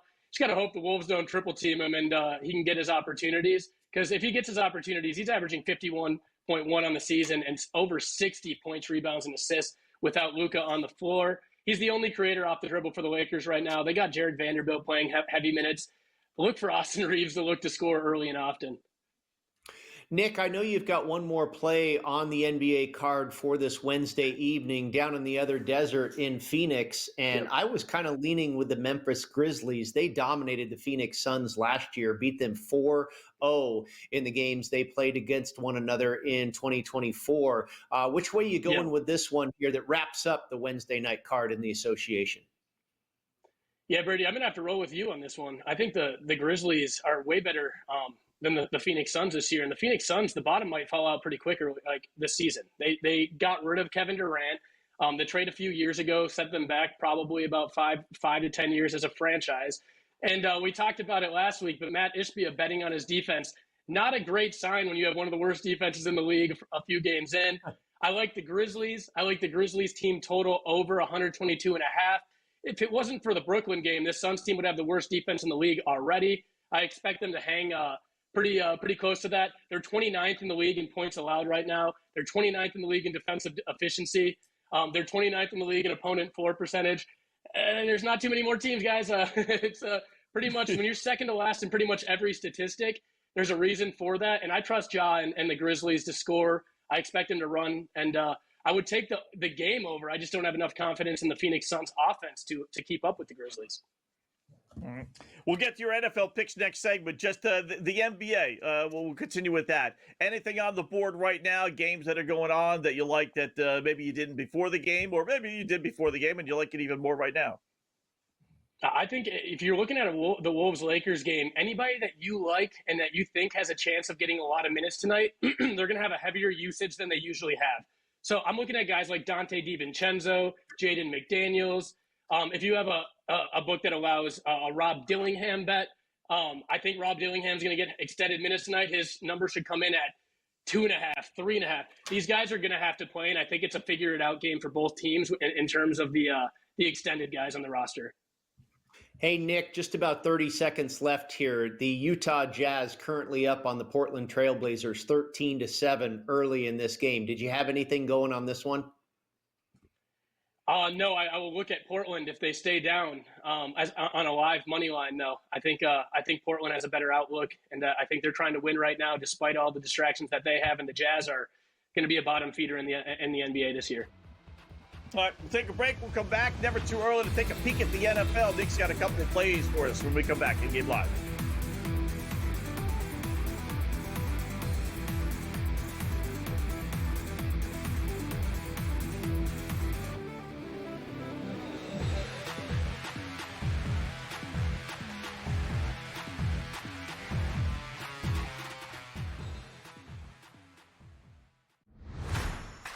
They got to go win and execute, and they can't be inconsistent. And that's the thing. It's like Ohio State, Indiana, Oregon, really consistent. And then who is that fourth question mark? And there's been inconsistencies throughout. Hey, Michigan goes out to the West Coast and gets manhandled, and then they come back and then they win. Like, who's the consistent one that is the fourth? The Bobby Carpenter Show, only on SportsGrid. We're going to have bet tracking for the first time. If you have a FanDuel account, you'll be able to track your bet on the Prime Video games. And tonight, if you are part of the ESPN Mega Content Service, we understand from an organization called Antenna that 2 million people at least have the ESPN Mega Content or Unlimited service. You will be able to track your bets also on tonight's NBA coverage. So this is the beginning of a major new era for basketball on television. Newswire, only on SportsGrid. Like Marchand said, they're all a bunch of dirtballs, so I fit in with them. You know what I mean? Remember, like, the Phillies baseball team, like with Kroc and Dykstra and all those guys? Like, yeah, they're just a bunch of dirtballs, right? And that's what the Panthers are. They're all the same. Like, they're all like to drink. They're all tough. They're all dirty in the corner. You know what I mean? They'll all do whatever it takes to win, but that's why they've won 2 cups in a row. In-game live, only on SportsGrid.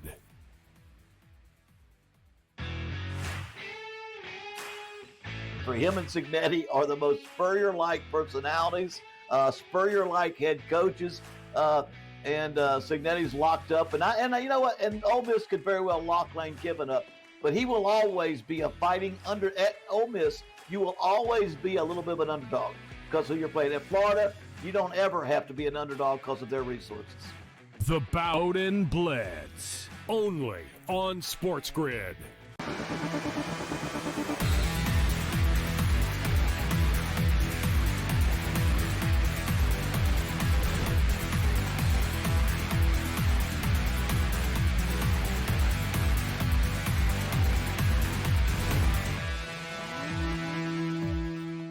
right, welcome back in Game Live. Game Day here on the Grid. Scott and Brady in for Mr. Morency as we watch a little baseball, a little NBA, some hockey, and a little college football, and a preview. Never too early to preview the NFL. Talk with Nick Hamady. Check out all his work, his podcast, Tiny Nick's Giant Picks. Also, ZoneCoverage.com, writes for ZoneCoverage.com, and apparently got a little video as well there. Nick, you were, I forgot to mention this.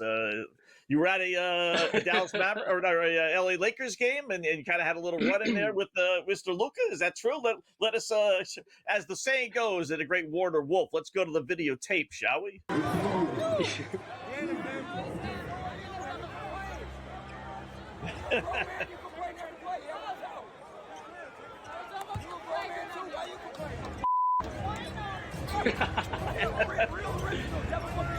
Oh yeah.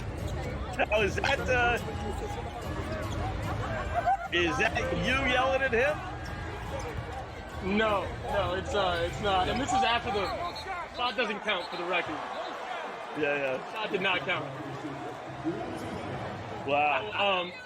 I got to give a quick shout out to Jordan Dye. That was a buddy of mine sitting in front of me who he's gotten some reactions out of Devin Booker, Luka, a lot of guys. He's gotten Donovan Mitchell's shoes.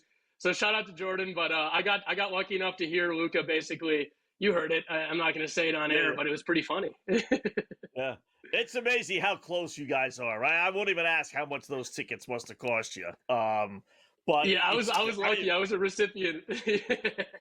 Yeah, it's just like it's just remarkable how close fans are to the actual NBA court. It's just nuts. It really is. So, but pretty cool, right? That's a whole if you've ever watched a game, as obviously you did, down there that close, it's just a whole different world to sitting upstairs in an NBA game. Completely different. And I might be biased, but the closer you get to the court, the more fun the Minnesota Timberwolves become. They have a very vocal, funny team. I mean, they got guys like Joe Ingles, Anthony Edwards. I mean, even Jaden's hilarious. They talk a lot throughout the game, and when you're down there, you really understand how serious it is.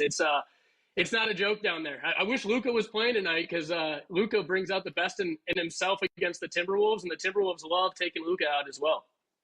Yeah. What is your reaction before we get to your NFL plays about the gambling stuff, and is the NBA really taking this thing seriously? Or, what? I don't know if there's anything they really can do, to tell you the truth, Nick. Yeah. It's wild because I've seen a bunch of NBA head coaches down in Vegas at blackjack tables, just walking through the casinos, and one of them was Chauncey. So to see his name pop up was surprising, nonetheless. Being a Wolves fan, especially, we have a little bit of a history with Chauncey Billups as well. But hopefully it's just alleged, and none of this stuff comes to stick, because it's not great. We saw what happened with the Ohtani situation and how it kind of got swept under the rug. It doesn't look like that's going to happen with this NBA situation. And another former Timberwolf, Malik Beasley, involved. I think you have the Terry Rozier tape of the game that he was being indicted for. Yeah. It's pretty crazy when you see how bad that looked. There's no way an NBA player plays that bad, not on purpose. So, I mean, it's going to affect player props, especially around sports, but I'm very interested to see where it goes as well. Nick, let's get to those NFL plays of yours, and I'm not going to throw a game at you. You throw the game at me. Who's in your pocket so far here in Week 9? Yeah, I'm going to go with the worst defenses in football, and I'm going to take an over with the Cowboys and Cardinals over 54.5. Dak Prescott's been on an MVP campaign minus last week. He kind of got stuck a little bit there, but Dallas games are 6-2 to the over. We laughed about it last week when they had an under-over at 50 against Denver, because Denver had only gone over 50 like twice in the last 5 years. And I mentioned Dallas has gone over 55 times in the last 6 weeks. Now 6 times in the last 7 weeks. I see that continuing, going over 54.5 in this game. Cowboys defense is 31st in defensive success rate, 31st in defensive EPA overall. One of the worst defenses in football. And I trust the Cardinals to be able to put up enough points to make this interesting, because that's how bad the Cowboys defense really is. Love your second play. I like that one too, but I love your second play maybe even a little bit more with the Indianapolis Colts. Yeah, I think this one's getting discounted because people think that the Steelers are good, which they're not a terrible team, but the Colts team total over of 26.5 is too good to be true. The Colts have a historic offense right now. They are absolutely balling right now. The Steelers rank 25th in defensive EPA. People think TJ Watt and the defensive Steelers regime from all these years is still there. It hasn't showed this season. And here comes a Colts offense that it's the most efficient in the NFL. Jonathan Taylor's running all over everyone. Third string quarterback of the Vikings, Daniel Jones, is continuing to ball out. I trust the Colts to score over 26.5 points this week. Yeah, great job, Nick Amity. Find us all his work. Tiny Nick's Giant Picks, his podcast, zonecoverage.com. He writes as well. Thanks, Nick.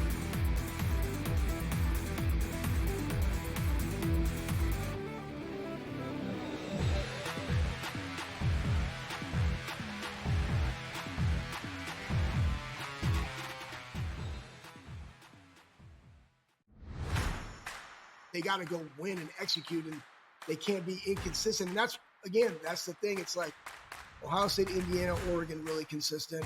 And then who is that fourth question mark? And there's been inconsistencies throughout. Hey, Michigan goes out to the West Coast and gets manhandled, and then they come back and then they win. Like, who's the consistent one that is the fourth? The Bobby Carpenter Show, only on SportsGrid. We're going to have bet tracking for the first time. If you have a FanDuel account, you'll be able to track your bet on the Prime Video games. And tonight, if you are part of the ESPN Mega Content Service, we understand from an organization called Antenna, 2 million people at least have the ESPN Mega Content or Limited service. You will be able to track your bets also on tonight's NBA coverage. So this is the beginning of a major new era for basketball on television. Newswire, only on SportsGrid. Like Marchand said, they're all a bunch of dirtballs, so I fit in with them. You know what I mean? Remember, like, the Phillies baseball team, like, with Croc and Dykstra and all those guys? Like, yeah, they're just a bunch of dirtballs, right? And that's what the Panthers are. They're all the same. Like, they're all like to drink. They're all tough. They're all dirty in the corner. You know what I mean? They'll all do whatever it takes to win, but that's why they've won 2 cups in a row. In-game live, only on SportsGrid.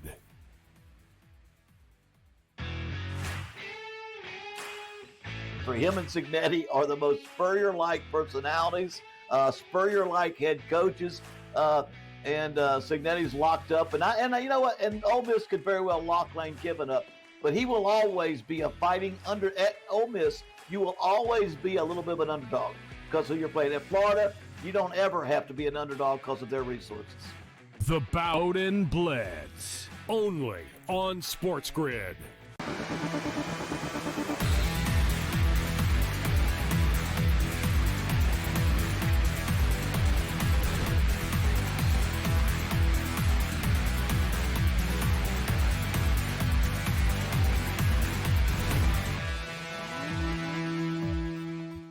All right, welcome back in Game Live, Game Day here on the Grid. Scott and Brady, thanks again, once again, as Nick Hamity, as we talk a little NBA, a little football with him. Never too early to talk a little football. I will say, before we get back to the baseball, still 3-1.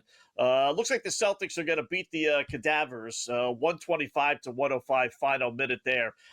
This is why Cleveland, Brady, will never win an NBA championship, right? So the Cleveland Cadavers starting lineup is the normal guys: DeAndre Hunter, Jared Allen, Mobley, Donovan Mitchell, Jalen Tyson is playing tonight. So, and you got Nance and all the normals there, right? Okay. Celtics starting lineup. And I'm a Celtic fan. Josh Minnow, who the fudge is that? Neemias Queta, Queta. I know he starts for them now. Again, who the fudge is that? Derek White, okay. Jaylen Brown and Peyton Pritchard, who normally comes off the bench. And then guys on the bench that are playing, Luka Garza, isn't he in The Godfather? Baylor Shireman, Jordan Walsh, Xavier Tillman. Again, who are these guys? And they blew out the Cavs. They won by 20, 125-105 is your final. That's why Cleveland's never going to win. They never win these big games. Not that this is a big game, but Shireman's actually a pretty good player. He must be must be a rookie. I remember watching him. He went to Creighton, I believe.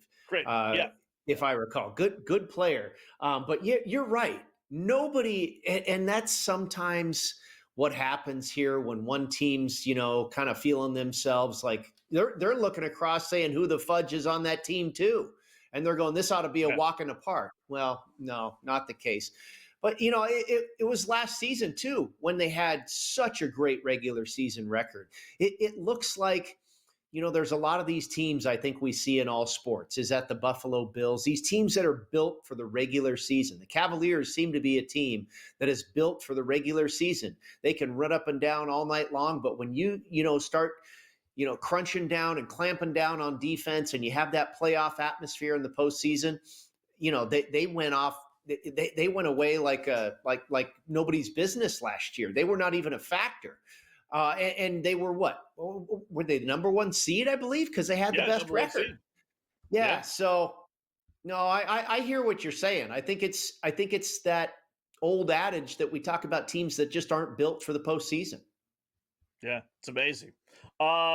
Curious, I'm not gonna fool around too much with Austin Reeves, and that and the Laker game is gonna start here in a couple of moments, and Brady and I gave our picks out. But if you want to play some props, listen, I don't doubt he gets his 42.5 points, rebounds, and assists, but I will tell you he's probably not getting that, Brady. Like I wanted to ask Nick. And I kind of did, like, why that versus points? And he just thought he was going to have a monster day. Okay. But I don't see him getting to 43 points, rebounds, and assists unless he gets to 31 points. So if that's the case, why risk he has 35 points, 3 rebounds, and 2 assists, and you fall under the 43.5? I would just play the over 30.5 points. He's got to get to 31 points to get to 42.5. So I'm always curious on why guys choose that versus, the point. It feels like it's easier to answer, right? Yeah, it feels like you had 3 things. It's like you've got more chances to get there. But I hear what you're saying loud and he's going to be focused on scoring the basketball. Is he also going to be that focused on grabbing rebounds and dishing out assists? Right. If he's going to be scoring that. I think, Nick also said this is a tough one to handicap because, and in fact, maybe I'm mixing him up with Mark. Mark with Zeno was saying, without the normal guys in the lineup, you don't necessarily know. And it's also early in the season. We're still getting a feel for how these teams play, despite the fact that nobody's in the game here. So what's it going to be in this case? Then Nick said, bet on any of these guys with the Lakers, for overs, and maybe not quite to the extent with Minnesota because they're only missing really one guy in Anthony Edwards. But, I understand that approach as well. The other guys, and, I liked his play on Julius Randle. I thought that made a lot of sense. I like that one better than the Austin Reeves. Yeah. The scores tonight in the NBA, listen, hindsight's always 20/20, but the NBA, if you like to bet it, and we all do, right, is the adjusted line league. It really is. Like the NFL, every game comes down to the wire. Every single game. The amount of covers yet don't win in the NFL is endless, right? So they're all close. The NBA is the antithesis of that. The Rockets win tonight by 18, 139-121. Celtics win tonight by 20, 125-105. It's really a good league, and it's not a market I do as often as I should, Brady, although I like Cleveland today, so but it's a good one where you bet the line and then, put a couple sprinkles on, whatever the line is, lay double digits. Because you look at the scores of some of these NBA games. Pistons tonight leading by 22 over the Magic late, 131-109. Hawks by 10 over the Nets. They're just not all, but there's a lot of blowouts in the NBA. I think, Scott, by the way, we cashed I cashed my ticket for FIU in the first half. In the final minute or so, they scored a touchdown to tie that up. I was getting 2.5 for the first half. So won both of those little college football games with the underdog in the first half. But I think the NBA, and this is kind of to your point, I believe, I really think it is conducive to prop betting And I think the NFL is becoming that way. And you and I, we both have been doing this, since the beginning of time. So prop betting is relatively new to you and I keep going through this every year going, you know what, that's probably something I need to dive into more, because I don't know if the odds makers are as good in those markets as they are on sides and totals. Everybody's been doing sides and totals since the beginning of time, but props are relatively new. It was something that really only happened for the Super Bowl. Now it's in every sport, every quarter, every second half, whatever, in-game wagering on props. And it feels like the NBA is very conducive to that type of betting. And also, I think even more so, again, to kind of the point that you're making here, in-game wagering. I don't like to bet the NBA a whole lot prior to tip-off, but I think in-game, the way it ebbs and flows, I think that's a league you can really take advantage of. If you pay enough attention, in-game wagering in the NBA, I think can be very profitable. Yeah. 13-5. There have been 18 games played this week, from Monday on, and 13 of them have been decided by double digits. Wow. So yeah, it's a not good. Like the playoffs were like that last year. Remember that? Remember the playoffs were just blowouts. It was not a good product. Yeah. Well, I was watching the hockey. And I would prefer to watch the Stanley Cup finals, or not the finals, but the Stanley Cup playoffs rather than the NBA. But it was without question last year. The hockey was phenomenal. And if I recall, the NBA was mostly blowouts. Yeah. Baseball 3-1 heading to the bottom of the fifth inning. So he settled down a little bit as far as Blake Snell is concerned. He's given up the 3 runs. He's gotten through 5, so you don't have to go to the bullpen too much if you're a Dodger fan. But bottom line is he's trailing. Yusevich, he's got 74 pitches and he's given up just the 1 run. So bottom of the fifth inning, actually 2 outs now, bottom of the fifth inning. So he's cruising. I need Brady. 3 runs he's here to cash my Dodgers first 5 bet with 2 outs. Not looking too good.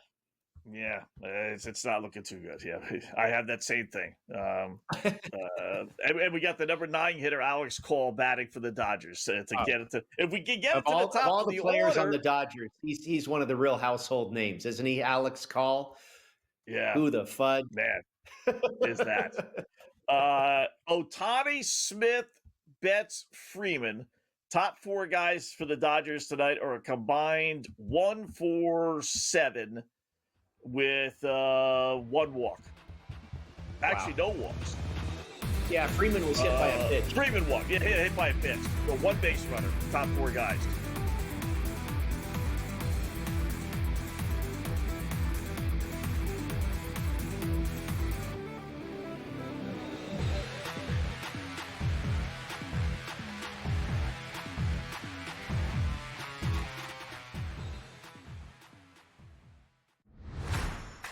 They got to go win and execute, and they can't be inconsistent. And that's the thing. It's like Ohio State, Indiana, Oregon, really consistent. And then who is that 4th question mark? And there's been inconsistencies throughout. Hey, Michigan goes out to the West Coast and gets manhandled, and then they come back and then they win. Like, who's the consistent one that is the 4th? The Bobby Carpenter Show, only on SportsGrid. We're going to have bet tracking for the first time. If you have a FanDuel account, you'll be able to track your bet on the Prime Video games. And tonight, if you are part of the ESPN Mega Content Service, we understand from an organization called Antenna that 2 million people at least have the ESPN Mega Content or Limited service. You will be able to track your bets also on tonight's NBA coverage. So this is the beginning of a major new era for basketball on television. Newswire, only on SportsGrid. Like Marchand said, they're all a bunch of dirtballs, so I fit in with them. You know what I mean? Remember, the Phillies baseball team, like with Kroc and Dykstra and all those guys? Like, yeah, they're just a bunch of dirtballs, right? And that's what the Panthers are. They're all the same. Like, they're all like to drink. They're all tough. They're all dirty in the corner. You know what I mean? They'll all do whatever it takes to win, but that's why they've won 2 cups in a row. In-game live, only on SportsGrid.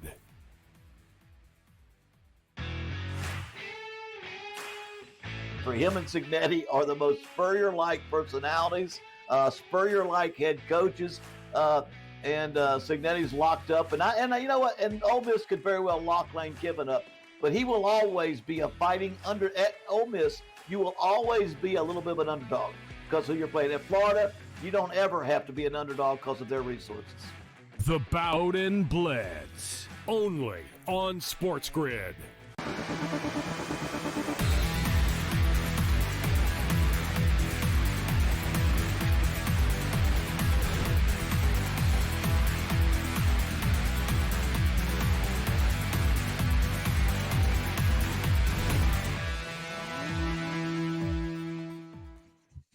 All right, welcome back in Game Live. Game Day here on the grid on this wonderful Wednesday, although not if you're a Dodger fan, at least not yet anyway. It just seems more bleaker for some reason. I don't know why.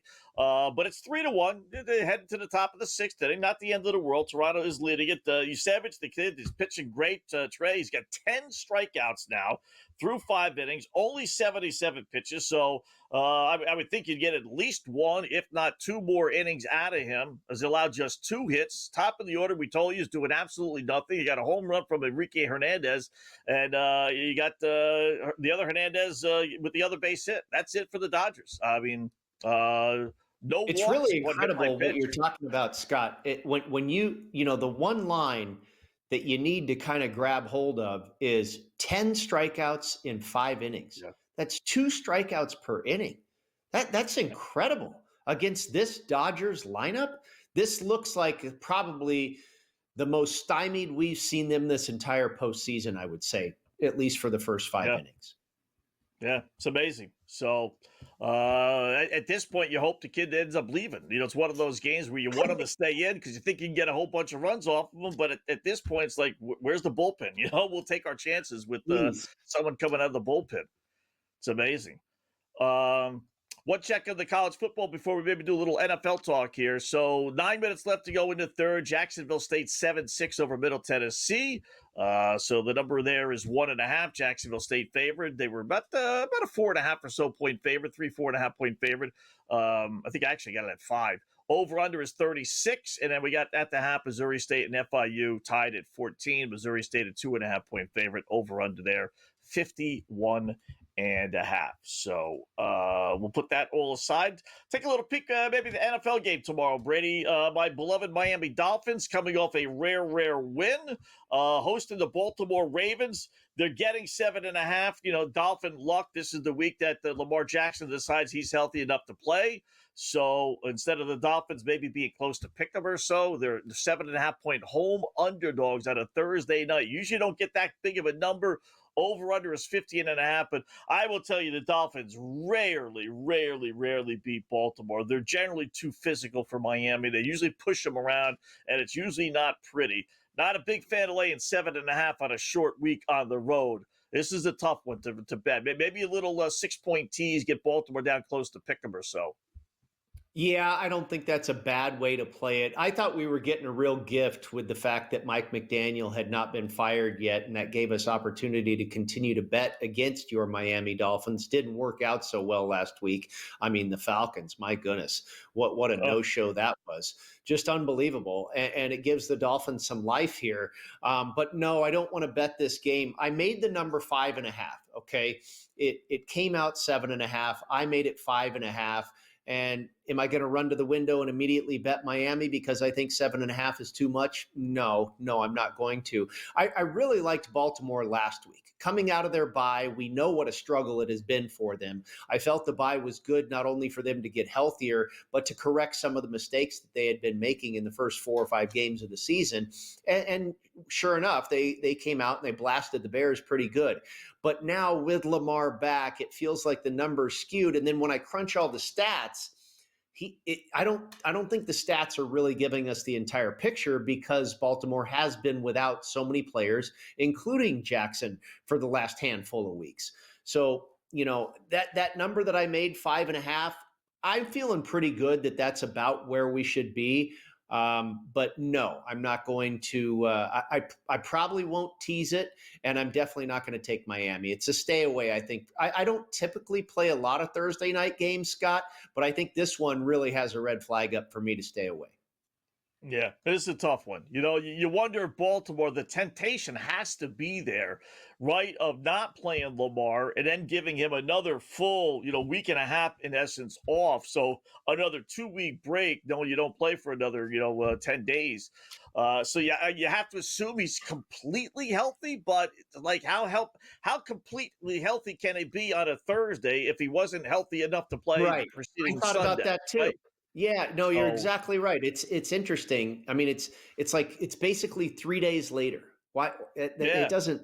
No, I thought about that too. You're right. So just another kind of fly in the ointment that has me backing off of this one. Yeah.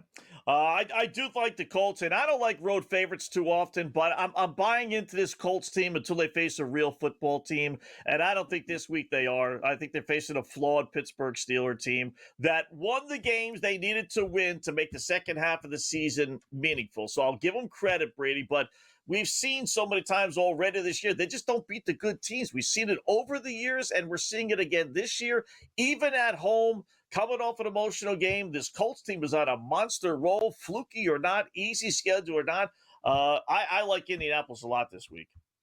I do too. And I actually we were talking about it earlier, if teasing through the 0 is a cardinal sin or not. Well, the Colts are currently a strong 3, meaning if you want to lay 3, you got to lay some juice, and it looks like it's probably headed to 3.5. Well, if you can tease it before it gets to 3.5, you can end up with 3 or 3.5 on the other side in the plus territory. And I don't see them losing by more than 3 points to the Pittsburgh Steelers. And I would lay the 3 as well. And I may end up doing that before we're done here. But I made the number 5.5 in this one as well. And I was wondering, okay, am I missing something? I like to get to the stats. When I crunch all the stats, I come out with 5.5 again. I think Indy is absolutely the superior team. It feels like the books are still trying to figure out who this team really is. You can argue they've played a weak schedule. They lost to the Los Angeles Rams, although that one was really close. That was a tough one, closer than that score indicated. They beat the Los Angeles Chargers. I don't think Pittsburgh's a bad team, and you said it exactly right. They beat a weaker schedule to begin their season. Now they're playing some real football teams, and their defense is getting exposed. They got exposed by the Cincinnati Bengals, who are not a real football team. But yeah, I think the Colts win this one, I would say by probably at least 6 points, in my opinion. Yeah. Listen, Pittsburgh's got to prove they can beat the big boys. So we'll take a quick little break. We'll go over 1 or 2 more, and then we'll also update the baseball. So one more crack for the Dodgers. They are batting bottom of the 6th inning, down 3-1. We'll update all the lines when we come back.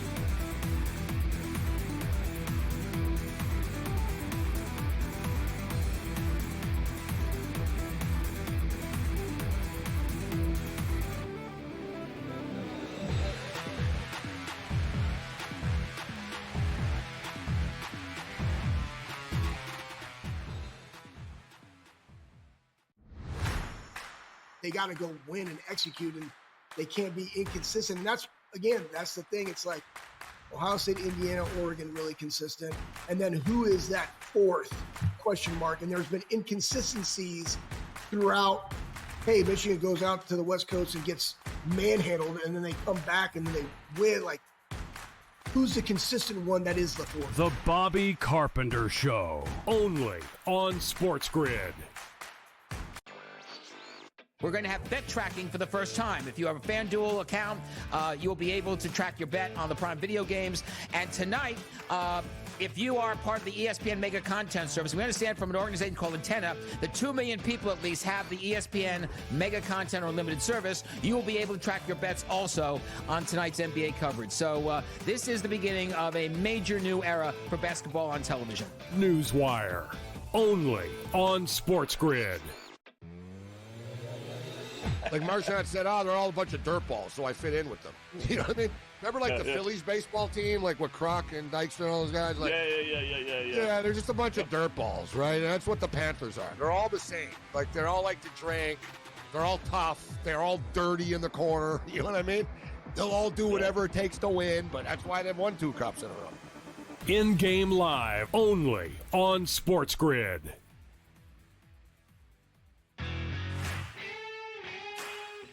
for him and Cignetti are the most Spurrier-like personalities, Spurrier-like head coaches, and Cignetti's locked up. And you know what? And Ole Miss could very well lock Lane Kiffin up, but he will always be a fighting under. At Ole Miss, you will always be a little bit of an underdog because who you're playing. At Florida, you don't ever have to be an underdog because of their resources. The Bowden Blitz, only on SportsGrid.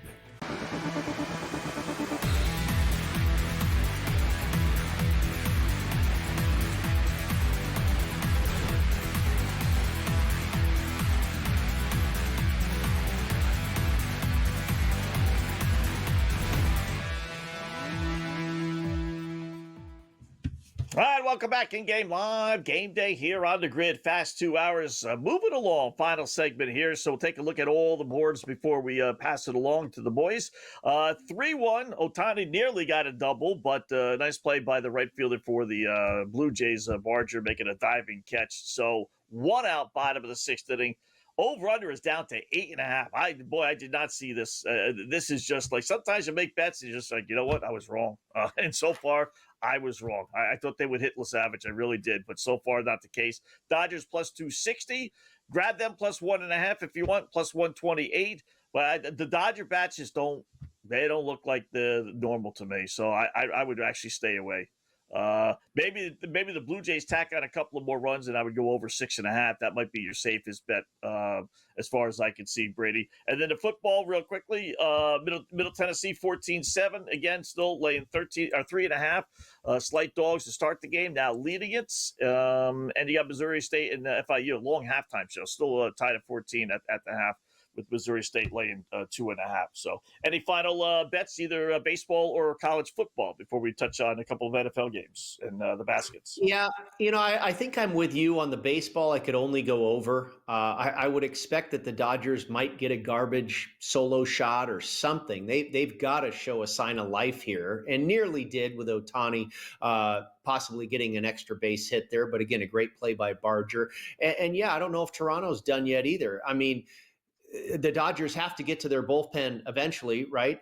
So, there's a possibility for a couple more runs right there. So, and maybe the Blue Jays too. So I could probably only go over the total in that one. The football game, now Middle Tennessee is laying 3.5. They were basically a 3.5, like you said, even 4 or 5 point dog coming into this game. Don't really want to lay it with them now. Don't really want to take it with Jacksonville State either. I liked Middle Tennessee for the first half. Cash that ticket. I'm probably just going to stay away at this point. FIU and Missouri State is interesting. You can now get Missouri State at less than a field goal. I'd probably go that direction, Scott. They were a 3.5 point favorite prior to kickoff. Again, I took the underdog for the first half. But eventually, like we talked about, the favorite is considered the better team. And in this case, I believe they are. Over the course of this entire football game, I think they will eventually pull away. And you can lay less than a field goal. It's a pretty good number right now. Yeah. Our opening pickoff plays, I had the Dodgers winning, so I'm still holding out hope, only down 3-1, but obviously not looking good. Did lose on the Dodgers' first 5. Got the Bulls laying 5. They're up 13 right now, early fourth quarter against Sacramento. That's not too bad. And I got Missouri State laying a field goal against FIU, and they are tied at halftime, so we're certainly still alive with all those. The other NBA stuff that's going on, how about, if you want to double down on Austin Reeves, only has a couple of points. They're giving you point total 26.5 on FanDuel. If you think he's going to get a whole bunch of points, his original number was 30.5. That's not too bad. Bulls now up by 15. What else do we got here? That basketball game there, it's interesting. It's going very well for me, laying 7 points with the Timberwolves, up currently by 8, 25-17, but going very well for you, and you're over the total. As the in-game total is now 10 points higher than it was prior to tip-off at 234.5. So they are on an over pace, that's for sure. Yeah, I'm telling you. I just doing blanket, like when star players don't play, the games go over. They just do. No, it makes sense. And it's also the perception in the market. The perception in the market is, oh, gosh, who's going to score? And so you get I think typically you get a deflated number, if you will. You get some value there on going over the total. Yeah. So not bad. How about Bills and Chiefs real quickly, since we might not talk to you before the end of the week. The big game in the NFL. Who do you got winning that one? Kansas City, a slight road favorite. I think the Bills are, in fact, whoever ends up a 1 or 1.5 point underdog here, I think is a great teaser leg. When I crunch all the numbers, I come to KC -0.5. I mean, this is pretty much spot on for me. I wouldn't be at all surprised by a Buffalo victory, though. They usually beat the Chiefs in the regular season. Brady, great job. As always, do appreciate you stepping in for Mr. Morency, who hopefully will be back tomorrow. You never know with the airlines and all the issues they're having. You may be back in that seat tomorrow night because Gabe is stuck on the tarmac, waiting for his plane to take off behind 50,000 other planes that are waiting to take off. So happy to do so, man. It was good hanging out with you for a couple hours and cashing a few tickets. We'll see if we can cash a few more. Would you still bet if the Dodgers lose tonight? Would you bet them to win the World Series? Ooh, maybe. Interesting. We'll look at the lines tomorrow. Have a great rest of your Wednesday, folks.